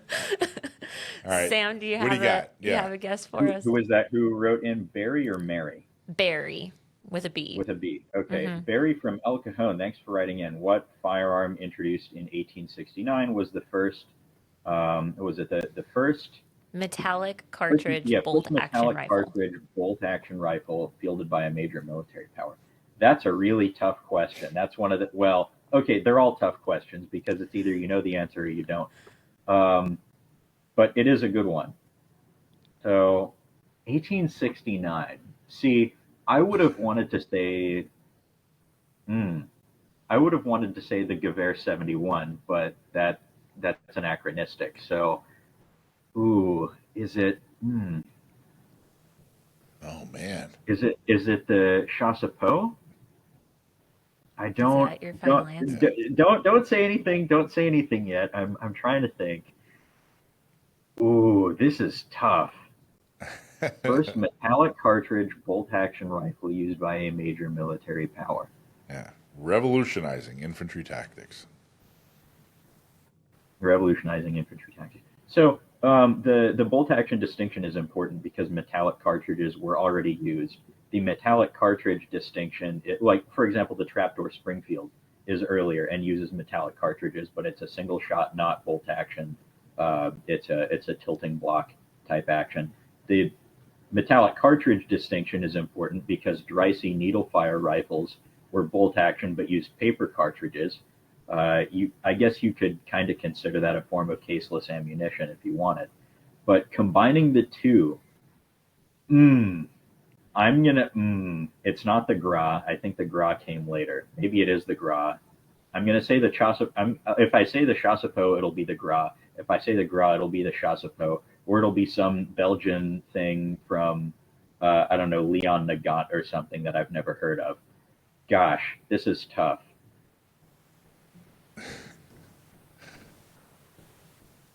I'm going to say it's the Gras French 11 millimeter. Wait a minute. That's your final answer? That's my final answer. I know it's wrong, but that's my final answer. Here's what's funny. I think we need to fact check ourselves. We need to fact check our answer. I don't know if we're right. Well, but so here's what's funny though is that while you were going through all the possibilities, you got the right answer. Yeah. And you could tell that Dakota and I were both trying to keep a poker face. Because if we were like, blah, then we would have totally given it away. Maybe we do need to fact check this. Okay, let's. He said, yeah, I mean, he sounds like he knows I more know, about right? the gun than we do. More confidence. So tell us everything you know about the Dreyse needle gun. So the Dreyse is really interesting. It used a paper cartridge, and the reason it was called a needle fire rifle or a needle gun isn't like it's we're not talking science fiction technology here. It isn't shooting needles. The firing pin is a needle. So the way it works is imagine a typical round of ammunition. You go to the gun store, you buy a box of ammo. Imagine your typical round, fixed ammunition in a brass case or steel case if it's some Comblock surplus. You have that drawn brass cartridge case that contains the gunpowder, and there's a primer in the base, and then there's a bullet sticking out the front. A paper cartridge is kind of like that, or was kind of like that, except the bullet was contained. Everything was contained all together within a rolled paper capsule. So if you can imagine, kind of like a cigar. Yeah, a cigar, or smaller, so like a cigarillo, I guess. I don't smoke, so I don't know the proper terminology for that. But yeah, imagine like a small cigar. Everything is wrapped up inside paper, including the primer. So let's get it. Dakota, you want to read? You want me to read it? Yeah, read. Well, wait, I'm not done. Oh, okay, go ahead. The Dreyse needle fire rifle was so called because the firing pin consisted of a needle which punctured the rear end of that paper cigar-like cartridge to impact the primer inside the paper cartridge, which would detonate it, which would ignite the gunpowder and propel the bullet down the barrel. And also the paper, because it's flammable, would ideally be fully consumed. There are some engineering problems with that I won't get into because it's a longer discussion, but that's why it was called that. So we Dakota and I both think that Barry from El Cajon is wrong. Yeah, I did a little research while you were talking, and I think we need to figure out some kind of a prize or something whenever Sam is correct. Well, we're wrong. I don't know. Maybe show. Dreyse invented a metallic cartridge rifle too. Let me open a search engine and look it up. All right. Well, here's what we're going to do. Yeah, I'll read the answer that Go we ahead, read the have, answer, and then yeah. we can talk about what we found in the little research we just did. The answer that Barry gave us was a somewhat obscure firearm that predates more famous bolt-action rifles. The Dreisy needle gun used by Prussia was a pioneering design that introduced the bolt-action mechanism and metallic cartridges, significantly impacting military strategy in the 19th century. Now, I know anyone can write anything on Wikipedia, so this isn't necessarily the best place to go for facts. But while you were talking, I looked it up on Wikipedia, and it does appear to say paper cartridge pretty much anywhere that cartridges are discussed in the Dreisy conversation. Yeah, it's no, the Dreisy needle gun never used a metallic cartridge and employed a unique self-contained cartridge made of paper and other materials. Yeah. Barry, you are wrong, sir. You get nothing. You didn't stump the nephew, but you did kind of stump all of us here for a second. No kidding. Come on, Barry. Maybe we need to start checking the answers. Oh, jeez. This is more So fun. funny. It's more fun when we don't. Yeah, All when right. we figure it out on air. Well, there you go. You figured. You may actually be right about the. We'll We don't know the actual answer. We don't know to the this answer, but we question. do know that the needle gun, the Dreisy needle gun, was not metallic. the answer, It yeah. was not. Does that mean Barry has to get me a hat or a shirt? Yeah, Barry. Right in. I like that. We'll do yeah, that. send us a hat. I don't even care what hat it is, but you owe us a hat. You owe Sam a hat. We should. It's a good question, though. I didn't. Well, I don't know that I got the answer. I'll have to look that up. I guess that'll have to be my homework assignment. That's your homework. All right. So I guess we call this one a draw because No, I'm not sure if my answer was correct, but I know his answer wasn't. You win. Barry loses. 100%. I'll take it. Darn I'll it, take El what I- Cajon, Barry. Okay, you got. Can you hang out with us? We got some other stuff to talk about. You want to hang out and talk Sure, I'll about stay it? on the line. Okay, cool. All right, well, then let's move on. Our next segment is the Shoot You Straight segment. Yeah. This is no bull. It's just straight shooting on today's hottest gun and political topics. It's time for the Straight Shooter segment. We have a lot of really cool things to talk about. Let's start with... Now, a lot of people may not know this about me, but my favorite periodical is, of course, Teen Vogue. I don't think I've missed an issue since I actually was a teen. That's how important it is. Actually, this... I was not ready for that take. We're ready for that. All right. So Teen Vogue actually falsely claims that guns are the #1 killer of children. Now, this was a fact check article. Actually, where I got the article was from Breitbart, and I think it was our buddy AWR. Yeah, AWR Hawkins writes in Breitbart that the May 14th, 2025 article in Teen Vogue, I'm going to have to ask him about that. Maybe it's AWR's favorite periodical, Teen Vogue. It claimed that gun violence recently surpassed auto accidents as the #1 killer of American children. His verdict is this is false. AWR says that this claim only works if people of voting age 18 and 19 are counted as children. You know, we've talked about this in the past, how they take these statistics and twist them to their own use. What's interesting about this to me is that any number of children dying in the U.S. because of accidentally finding a firearm or whatever is bad. Yes. It's already bad and sad and horrible and tragic. So why lie and say something that's just not true? Let's actually talk about the real number, right? I think the number was like 2,281 if you just count 0 to 17. So let's talk about that number. That's a horrible number. Well, that's super sad. It is super sad. And the reason it's important is you got to get the solution right, Yeah. And what they're doing is they're saying, hey, guns kill children, therefore let's ban guns. That's not what, you know what I mean? Like they're totally misprescribing the solution. Now, here are the actual numbers according to AWR. The total number of firearms-related deaths for people ages 0 to 19 totaled 4,368. And this is in the year 2020. Motor vehicle deaths for the same age ranged 4,036. But let's see, the number of firearms-related deaths for children 0 to 17 was actually 2,281. So 4,368 is what the claim was, but it was actually 2,281. Yeah, and I think that's significant to notice that in just 2 years, there's, just 2 years of ages, right? 18 and 19-year-olds, Yeah. there were 2,000 deaths, right? So when we're thinking about firearm related deaths, people often think about like a toddler finding a gun Right. and how sad that is. Yes. That is super sad and it should not happen. However, that's the numbers aren't right in front of me, but that's a very small percentage of this total problem. If we're looking at the total problem, 2,100 18 and 19-year-olds, had a firearm related death. A lot of those were self-inflicted. Well, a lot of them. But what's happening is, they're including 18 and 19-year-olds who aren't, what's going on in their life? Well, they're probably high school dropouts who have decided, hey, I'm going to lead a life of crime instead. They're criminals killing criminals, or criminals being killed by criminals, or killing other criminals. And by the way, these numbers, it's not like you can go, well, that's Breitbart, Right. and that's AWR. These are CDC numbers, Yeah. Center for Disease Control. Well, and it's self-inflicted, and it's also gang-related, crime-related, all of that, right? So, like, both of those categories of firearm-related death don't hit the same way as thinking about a toddler finding the gun, right? The sad piece of this statistic is, the young kids and, unsecured firearms and all of that. Right. But when we're looking at these, kind of catchphrases or whatever that the media is using, it makes it sound like such a horrible problem. Like, oh my God, it's killed more people than car accidents. That's crazy, and it's like what's actually true is also sad and crazy. So let's just stick to the truth instead of lying to everybody with statistics that aren't even real. And give it the right solution. Yeah. What do you think, Sam?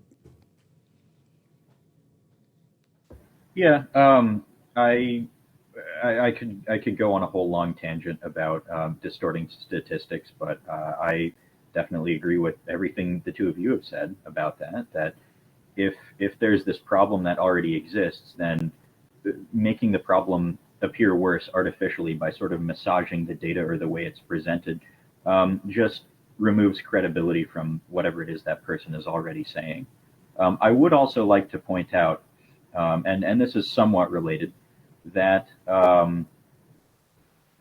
this idea that we on the pro-gun side, pro-2A side, don't care about accidental deaths from firearms, especially from youth, is complete nonsense.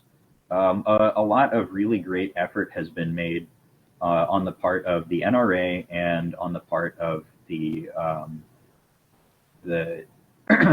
on the part of the industry, on the part of the NSSF, which is actually paid for by the firearm industry, to more widely distribute cable locks for handguns and more widely distribute written materials about how to securely store firearms. Like, for example, when I worked at a gun store, when you came up to the cash register, right under the counter, right in front of where people were standing, were a set of little plastic holders for brochures from the NRA and from the NSSF talking about how to securely store your firearms. So this is something that, like, of all of the gun-related political debates, this should not be one. This shouldn't even be an issue. Yeah, I agree. And it's what's interesting is both sides accuse the other side of lying. Yeah. But by and large, when the anti-gun folks accuse the Second Amendment folks of lying, it's about something subjective. Like, we'll say, like, hey, guns help protect people, and they, well, they're lying, well, it's not a lie. That's a perspective. That's subjective. Where when pro-Second Amendment people accuse anti-gun people of lying, it's something objective, like this, where they say, hey, children, guns are the most common, source of kids dying. And then we go, wait a minute, that is objectively false because an 18 and a 19-year-old they're not children. But I thought that was something that occurred to me, is the difference between, the accusations. And the people who are repeating this claim didn't even look at the study that it was based on, because it fits their narrative. Yeah, they, and it's not just Vogue Teen. It's lots of other people have said this. I know some people in the Democratic Party, I think Kamala Harris maybe had repeated this. It got repeated quite a bit. Biden administration, absolutely. Yeah, so it's like, and then everybody who's listening to that on the news or hears that said takes that home and tells their friends, oh my God, did you know this, fact? And so I've talked about it before, but like us not fighting back against false narratives that the media puts out is horrible for everybody. Like we all need to be fact checking ourselves. Let's not share things that we haven't fact checked, right? As people, even on the Pro 2A side, let's make sure we're sharing accurate information, that we're looking at the sources of the studies, that we're making sure that we're, sharing information that actually is true and accurate. But let's also remind our friends when they share false things like this, hey, this was actually based on massaged data or whatever. But I think we all could do a better job of trying to stay focused on what's actually true and finding common ground. Like I think both sides of this argument can agree that it's devastating when a child finds a gun and accidentally kills himself or their friend. So we agree on that. Let's talk about solutions that make sense. Cable locks, educating your neighbor who just bought their first gun and doesn't know anything about how to store it safely. Teaching kids from a young age, doing the youth programs. The NRA has a lot of youth programs. There's a lot of youth programs around that need funding, need money. So support your local gun store. Donate cable locks to a friend that that doesn't have any. Be part of this solution actively, and we could actually make a difference in some of these negligent discharge cases. I agree, and this is pure.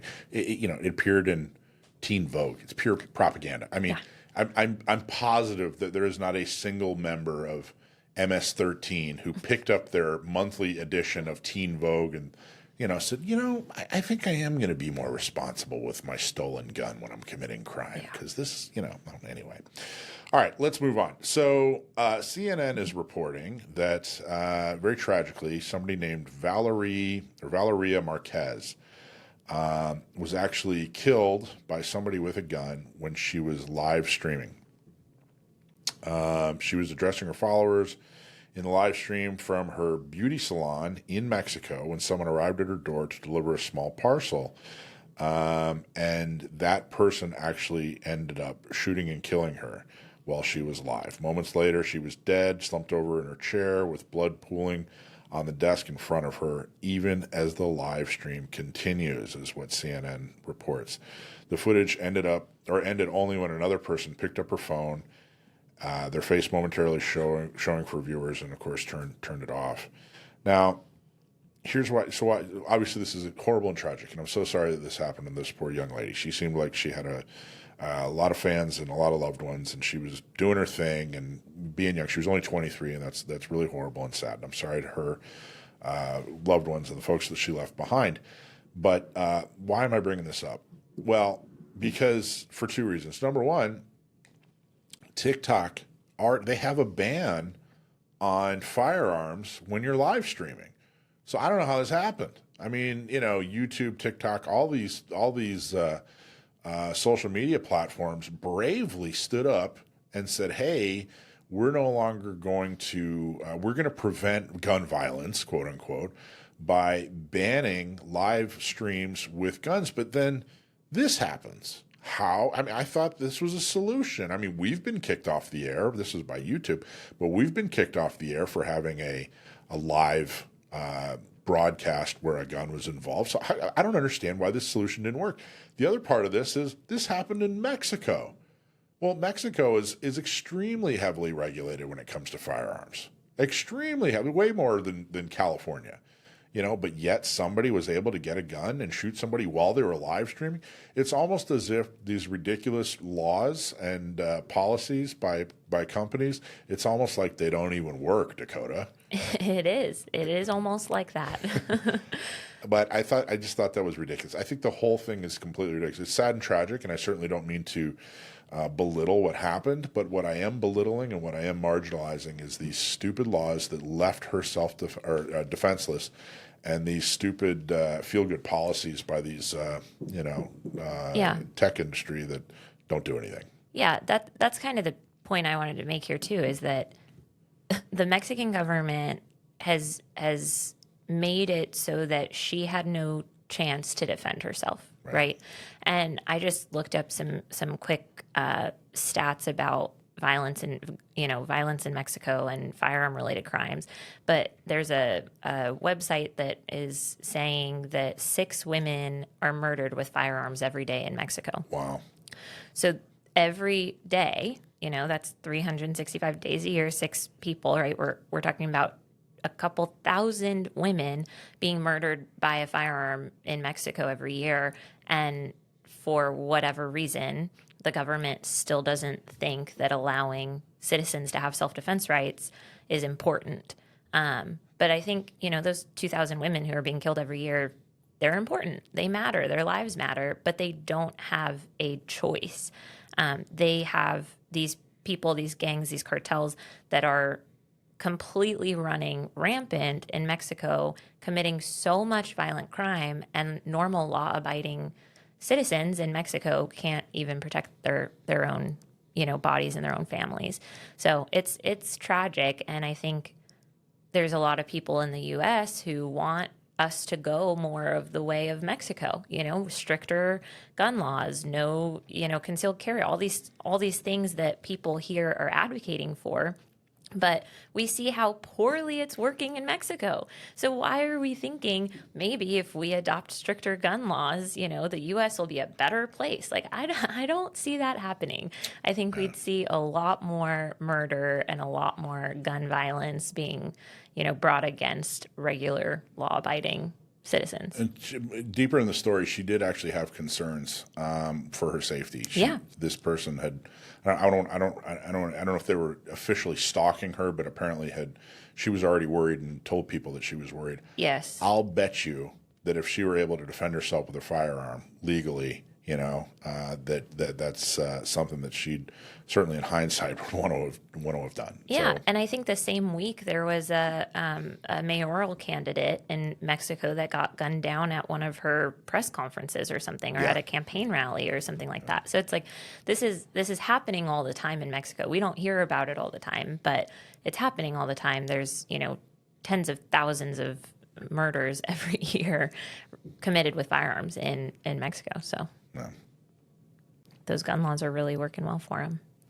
Well, again, I'm so sorry that this happened to her, and it's a shame, and it didn't have to, and it's preventable. And again, get a gun, get training, get a permit, carry everywhere you possibly can. Do you want to show just a quick snippet of her, just as a? Do you have that video? Or? A TikTok live stream ended in terror when a 23-year-old beauty influencer was shot dead on camera at her salon in western Mexico. Valeria Marquez had thousands of followers on social media, where just moments before her death, she showed off a stuffed animal that was delivered to her. Then, in her final few seconds, she is seen looking into the distance right before she is shot dead. Jalisco state authorities said a man entered her salon and fired at her, and she had no... Okay. Yep, so there you go. Looks like a very promising and beautiful life. Cut short, I would say, at least in part due to public policy, and that's a shame. So, okay, should we go on to the next story? Yeah. So this next story is kind of fun. It is Sam, fun. I think you're going to like this story. It's about your favorite guy, David Hogg. Yeah, it might be my favorite story of the day. So back in January, I think it was January, David Hogg, he's the anti-gunner. He's absolutely anti-gun. Now, sadly and tragically, he was in the Stoneman shooting, the school shooting in Florida, and I wouldn't wish that on anybody. He took that opportunity to raise his name ID and become an anti-gun activist. It looks like he already had other views that aligned with the Democratic Party. He finagled his way into Harvard, even though, by all accounts, he was not qualified to go to Harvard. But he had the name ID.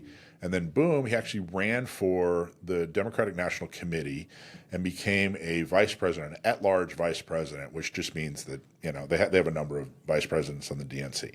So, boom, he'd raised his name ID so much that he actually got elected to the DNC's committee, which is pretty amazing. Now, I remember seeing that story and thinking to myself, I don't know, is this interesting? I'm not sure if it's interesting. But we talked about it. And at the time, I tooted my own horn here. I was like, he's going to screw this all up. Yeah. He has no idea what he's doing. Now, what I didn't know is that it was only going to take a few months. He is completely out. The DNC threw him out. They elected him in January, and he's already thrown himself out. We talked about him a few weeks ago about how he's basically going around saying, hey, he's going to use his own private PAC. He has a political action committee, a political organization, and they're going to go after Democrats. So now he's elected to the DNC. Their whole job is to get Democrats elected, but he's using in his day job is to run against certain Democrats that he decides aren't worthy, which is hilarious. It was very funny. I mean, it's like it's like if you were like, hey, I'm going to be a volunteer firefighter, but on the weekends I'm still going to continue on with my arson hobby. I mean, like it just doesn't make any sense. He's completely working against himself. Now he took. Well, I was hoping the Democratic Party wasn't going to figure it out that quick. I was like, go ahead, fight amongst yourselves. I know, right? I mean, it's really pretty amazing, and he's absolutely made enemies by threatening to primary these Democrats. It's really pretty bad. He actually has a co-vice chair named Malcolm Kenyatta, and he was quoted. I saw in a couple of different stories. He described Hogg as, quote, he had a casual relationship with the truth. That is a very polite and political way to say David Hogg is a liar, which is hilarious. Now that's not the whole story. That's not the whole story. That's not even the best part of the story that he got kicked out. I think it's hilarious that he got kicked out and that even Democrats hate this little guy. But it's how he got removed. So he got elected, and they have these quotas in the Democratic Party. The DNC has quotas where basically 50% of the committee has to be men, 50% of the committee has to be women. They have these quotas. And the way I read it, I think it's actually... it could be more than 50% women, but it can't be more than 50% men. But I was a little unclear on that. What I know for sure is that it definitely has to be 50% women. It can't be less than 50% women. Now, the Republicans, don't laugh at it. You guys have your own quotas. The RNC has their own quota. In fact, if they have a male chair, they have to have a vice chair who is a female and vice versa. So everybody feels good and gets to talk about how great they are because they have these quotas. But what happened was somebody lost to David Hogg, right? They basically say, hey, let's elect all these people, and they only have a certain amount of spots. Well, the person who lost said, hey, wait a minute. You have this quota where half are men, half are women, but I'm non-binary. So how does that play into it? Now, at the time, the DNC said, they basically said that's not fair, but the DNC said, it's a fair election. Deal with it. We don't care about you. Beat rocks, right? Interesting. Yeah. The DNC said that? Well, I'm paraphrasing, but that's basically what they said. They don't care about people? Interesting. I know, right? So like a month later, they brought it up again. Like this person was being interviewed like, hey, they have these rules, men and women, but I'm non-binary. And again, the DNC was like, look, we have a fair election. We're the Democratic Party, by golly. We're very democratic. Well, right around that time, David Hogg started getting really annoying. All of a sudden, they cared. All of a sudden, they cared. So they revisited, and they said, so they didn't just go, hey, we're going to revote, or we're going to get rid of David Hogg. That's not what they did. They said, this election, it really didn't care enough about non-binary people. And so we're going to just invalidate this election, and that just happens to be the election that David Hogg got elected. That's what happened. That's hilarious. Between that and having no primary and just saying, hey, Kamala's our person. And then, years ago saying, hey, we know you like Bernie Sanders, but we're going to put Hillary Clinton in with super delegates. It's unbelievable. How are they even an organization anymore? Yeah. How are they? They have to change their name. They absolutely have to change their name because they're in no way democratic anymore. So immediately, David Hogg said, all right, I'm just going to stick with my day job, where he's making I think I saw he's making like $200,000 a year off of raising money, which, by the way, I guess one of the things that the Democrats didn't like about him is he took a DNC list and said, here, donate to my PAC. Sent it out. Sounds illegal. It's pretty bad. Yeah. And, for those who don't know, these lists actually have value. The different regulatory agencies look at these lists and say, hey, there is an actual real value. If you send an email or whatever, a letter to a list, that represents a dollar amount. Yeah. So there you go, Sam. Your buddy David Hogg, who I know you're a big fan of, he's no longer in the DNC. What do you think, man? I would say disappointed, but not surprised, except I'm not disappointed. Well, Dakota, you were talking about how, I wish that he was still there. A lot of Republicans still kind of wish he was there. They're actually supporting him. So we actually pulled a video. You got the video of so Kevin McCarthy, who's kind of, honestly, I'm not a big fan of Kevin McCarthy. He's from California. He was the Speaker of the House for a while, and he got booted. He's kind of a big squish. Yeah. But he's supporting Hogg, and let's talk about why. This is exactly what the Democrats do and why they continue to lose. They don't believe in allowing Democrats pick who should lead them. Yes. He's right. And he's young, he's smart, and he's going to be around. And this is only going to elevate him. And the whole thing he's saying is, if you're old and not working to win a majority, you ought to leave.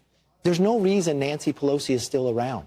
She's taking a place. She's not helping him win. They have two leaders that aren't going to get him in the majority. Schumer can't even go on a book tour. Hakeem can't make a decision. AOC is the leader. AOC has raised more money in the last quarter than any member in Congress, 3 times as much as the Speaker. He's going to be next. And this is the future. If you want to win a majority, you have to fight for it. If you have people, a Maxine Waters that stays around all these years, it motivates nothing for them. Now, I don't want to solve their problem. I want to keep being a general. But he's right. And they're going to elevate him, and he should fight this, and he will become the chairman of the party or get elected. So on the he will become the chairman of the party or get elected. Now, why is Kevin McCarthy saying all this? Why is he doing all this? Because it is an excellent opportunity to criticize the other side. Yeah. It's an excellent opportunity for you to go in and mess everything up, and say, hey, look at how bad they are. And, oh, by the way, this guy's a future leader. And even plant that seed like, yeah, he is a future leader. We should elect him to something, which I think is hilarious. The whole thing is so funny. I swear you couldn't have written a script better.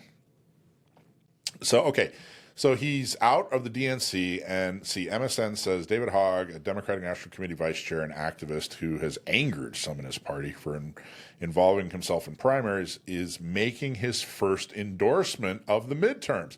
So that was his reaction. You're throwing me out of the DNC? I'm making my first endorsement.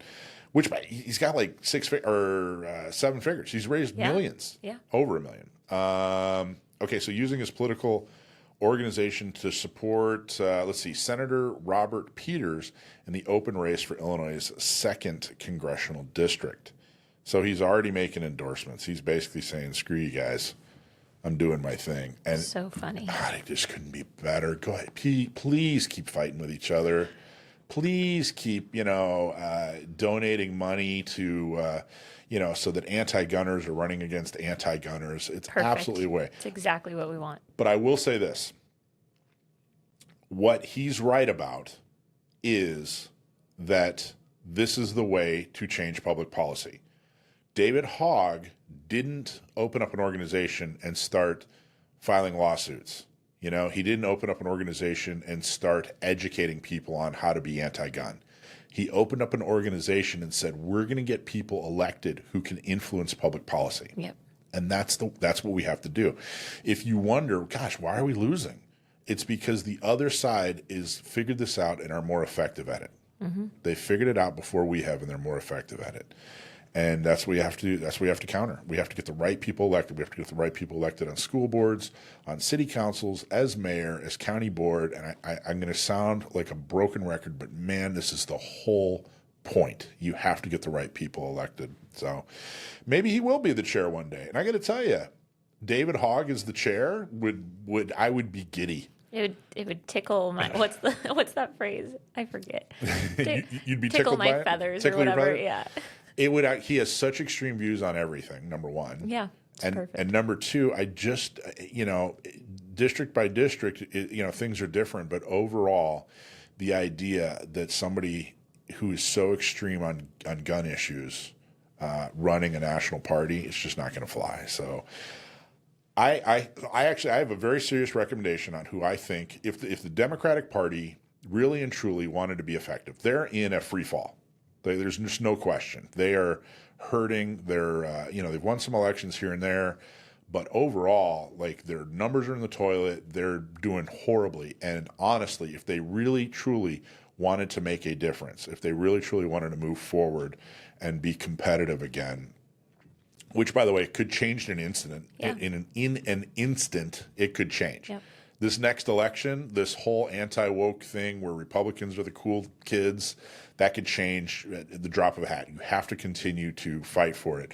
But if Democrats wanted to change that, if they wanted to turn things around, this is my suggestion for chair. You get the video? Yeah. Omar? There you go. Don't get what? Abolish the police? Tear down statues of Lincoln? Maybe give communism another shot? Get rid of the Border Patrol? Get rid of capitalism? White supremacy has never been worse? Gender is always just a social construct? It's okay to have penises in the women's swimming pool in women's prisons? Okay. No, it's not that I'm old. It's that your ideas are stupid. I got to tell you, and I'm being totally serious, if they wanted to change things, they would make Bill Maher the DNC chair right now, today. That's what they would do. And he'd continue to be on the left and embrace their policies in general, but everything that he just mentioned are all the reasons that they lost a lot of the last election, why they no longer have the White House, why the House got even stronger for Republicans. And that's my view. I know. What do you think? Sam, what do you think? Bill Maher is DNC chair? Am I way off? Am I high? Or am I on something? I don't know if I'm prepared to comment on that. But what I will say about David Hogg and what potential he may or may not have to regain a position of leadership within the DNC is that the issues people care about, particularly young people care about right now, are whether they have access to food, housing, and healthcare.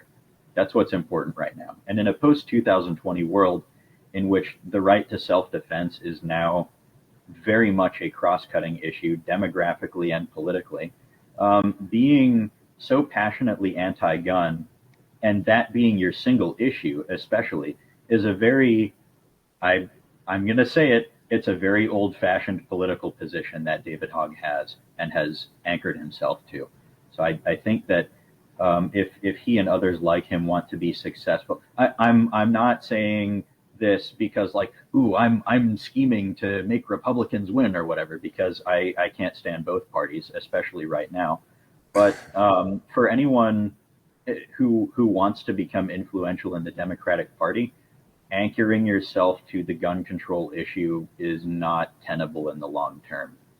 You will put people off. Yeah. Yeah, I agree. What do you think? Bill Maher as DNC chair? I think it's funny. I like it.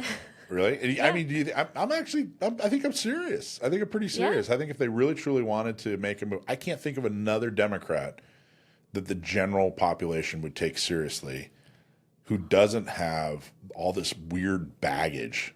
Yeah, I think so many people in the Democratic Party have felt, we've talked about this before on the show, but have felt like the Democratic Party left them, not like they left the Democratic Party, right? Like all of these kind of crazy things, like everything in that video, we want to be, a lot of people, we want to be Democrats, but we feel like being a Democrat now makes us agree with all of this stuff that we don't agree with, that most people in America don't agree with. Yeah. And so, yeah, if you could find somebody who's kind of on that same page, I think things would change.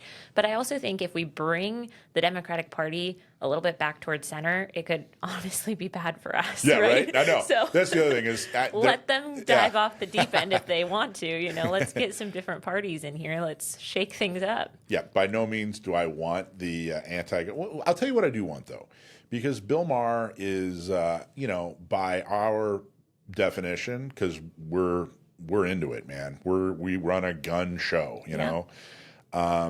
We wouldn't consider him pro-gun enough, but he's actually not. He's not. He's not Biden. He's not Kamala Harris. When it comes to gun policy, he's not Tim Walz. All these other anti-gunners. Bill Maher owns guns. He trains with guns. He's talked about guns publicly. Do I think he's, well, it started to sound like Bill Maher right there. Do I think he's good on guns? I wouldn't say that, but he's, anyway. So I don't think that he's great on Second Amendment, but he's not such a terrible. lunatic as these other ones. So what I'm saying is, I would love for the Democratic Party, as Sam pointed out, to embrace a new viewpoint on guns and start to take baby steps towards being pro-Second Amendment. I don't want, Republicans to have the advantage. I want both parties to have to fight for us. So I think if they get a chair and they get some leadership and they get some candidates, they're at least better on guns, and then they see how successful that makes them, then great. 100%. They'll become even more, good on guns. But anyway. All right, so there you go. David Hogg. Don't let the door hit you on the way out. Just get out. It'll be interesting. It's not, by the way, it's not the last time we've seen David Hogg and talked about the DNC and David Hogg. The guy's got a lot of money and a lot of people behind him, and that's what you need to win. So there are so many ways a Democratic candidate or the entire Democratic Party could make gun control an issue that, or I should say, make protecting Second Amendment rights an issue that works for them. This is all free advice. Here, I hope you have your notepad out. Start writing this down. Lay it on us. You can frame it as a minority issue because people of ethnic minorities are disproportionately affected by violent crime. So the right to self-defense is all the more important for them. Same thing with people of low social status, people who live in poorer areas. Poorer areas tend to have more violent crime. So the right to armed self-defense is more important for people living in poorer areas.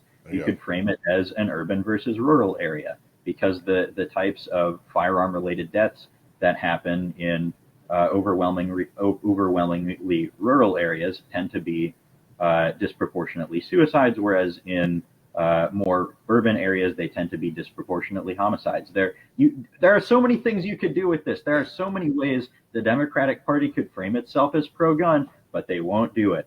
And they won't go for they won't go for policies that help people afford food, healthcare, or housing either, because, well, they're a major party in the U.S. and that's how it works. There you go. All right, thanks so much, Sam. Appreciate you joining us. Way to outsmart Barry and El Cajon, by the way. Awesome job on your question. Okay, the Pew Pew Crew Gun Owners Radio membership program. What you get is behind the scenes content, members only content, and exclusive perks if you become a Pew Pew Crew member. So what does your membership actually do? Well, other than the perks and the cool things that you get to help us grow the show. You get to help grow the Second Amendment movement. That's the whole purpose and whole point of what we're trying to do. You get to help us fight to restore and defend your Second Amendment rights. You get to be a part of that process. That's why we're doing this. That's why we're trying to get this message and this show to as many people as we possibly can so that they can hear this perspective. They can hear how to get involved and what they need to do to be successful and win. So get in now.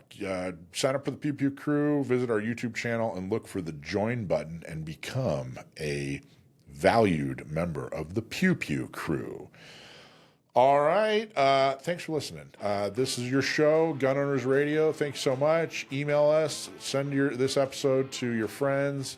Get involved. Do a little bit more this year than you did last year. We'll see you next week.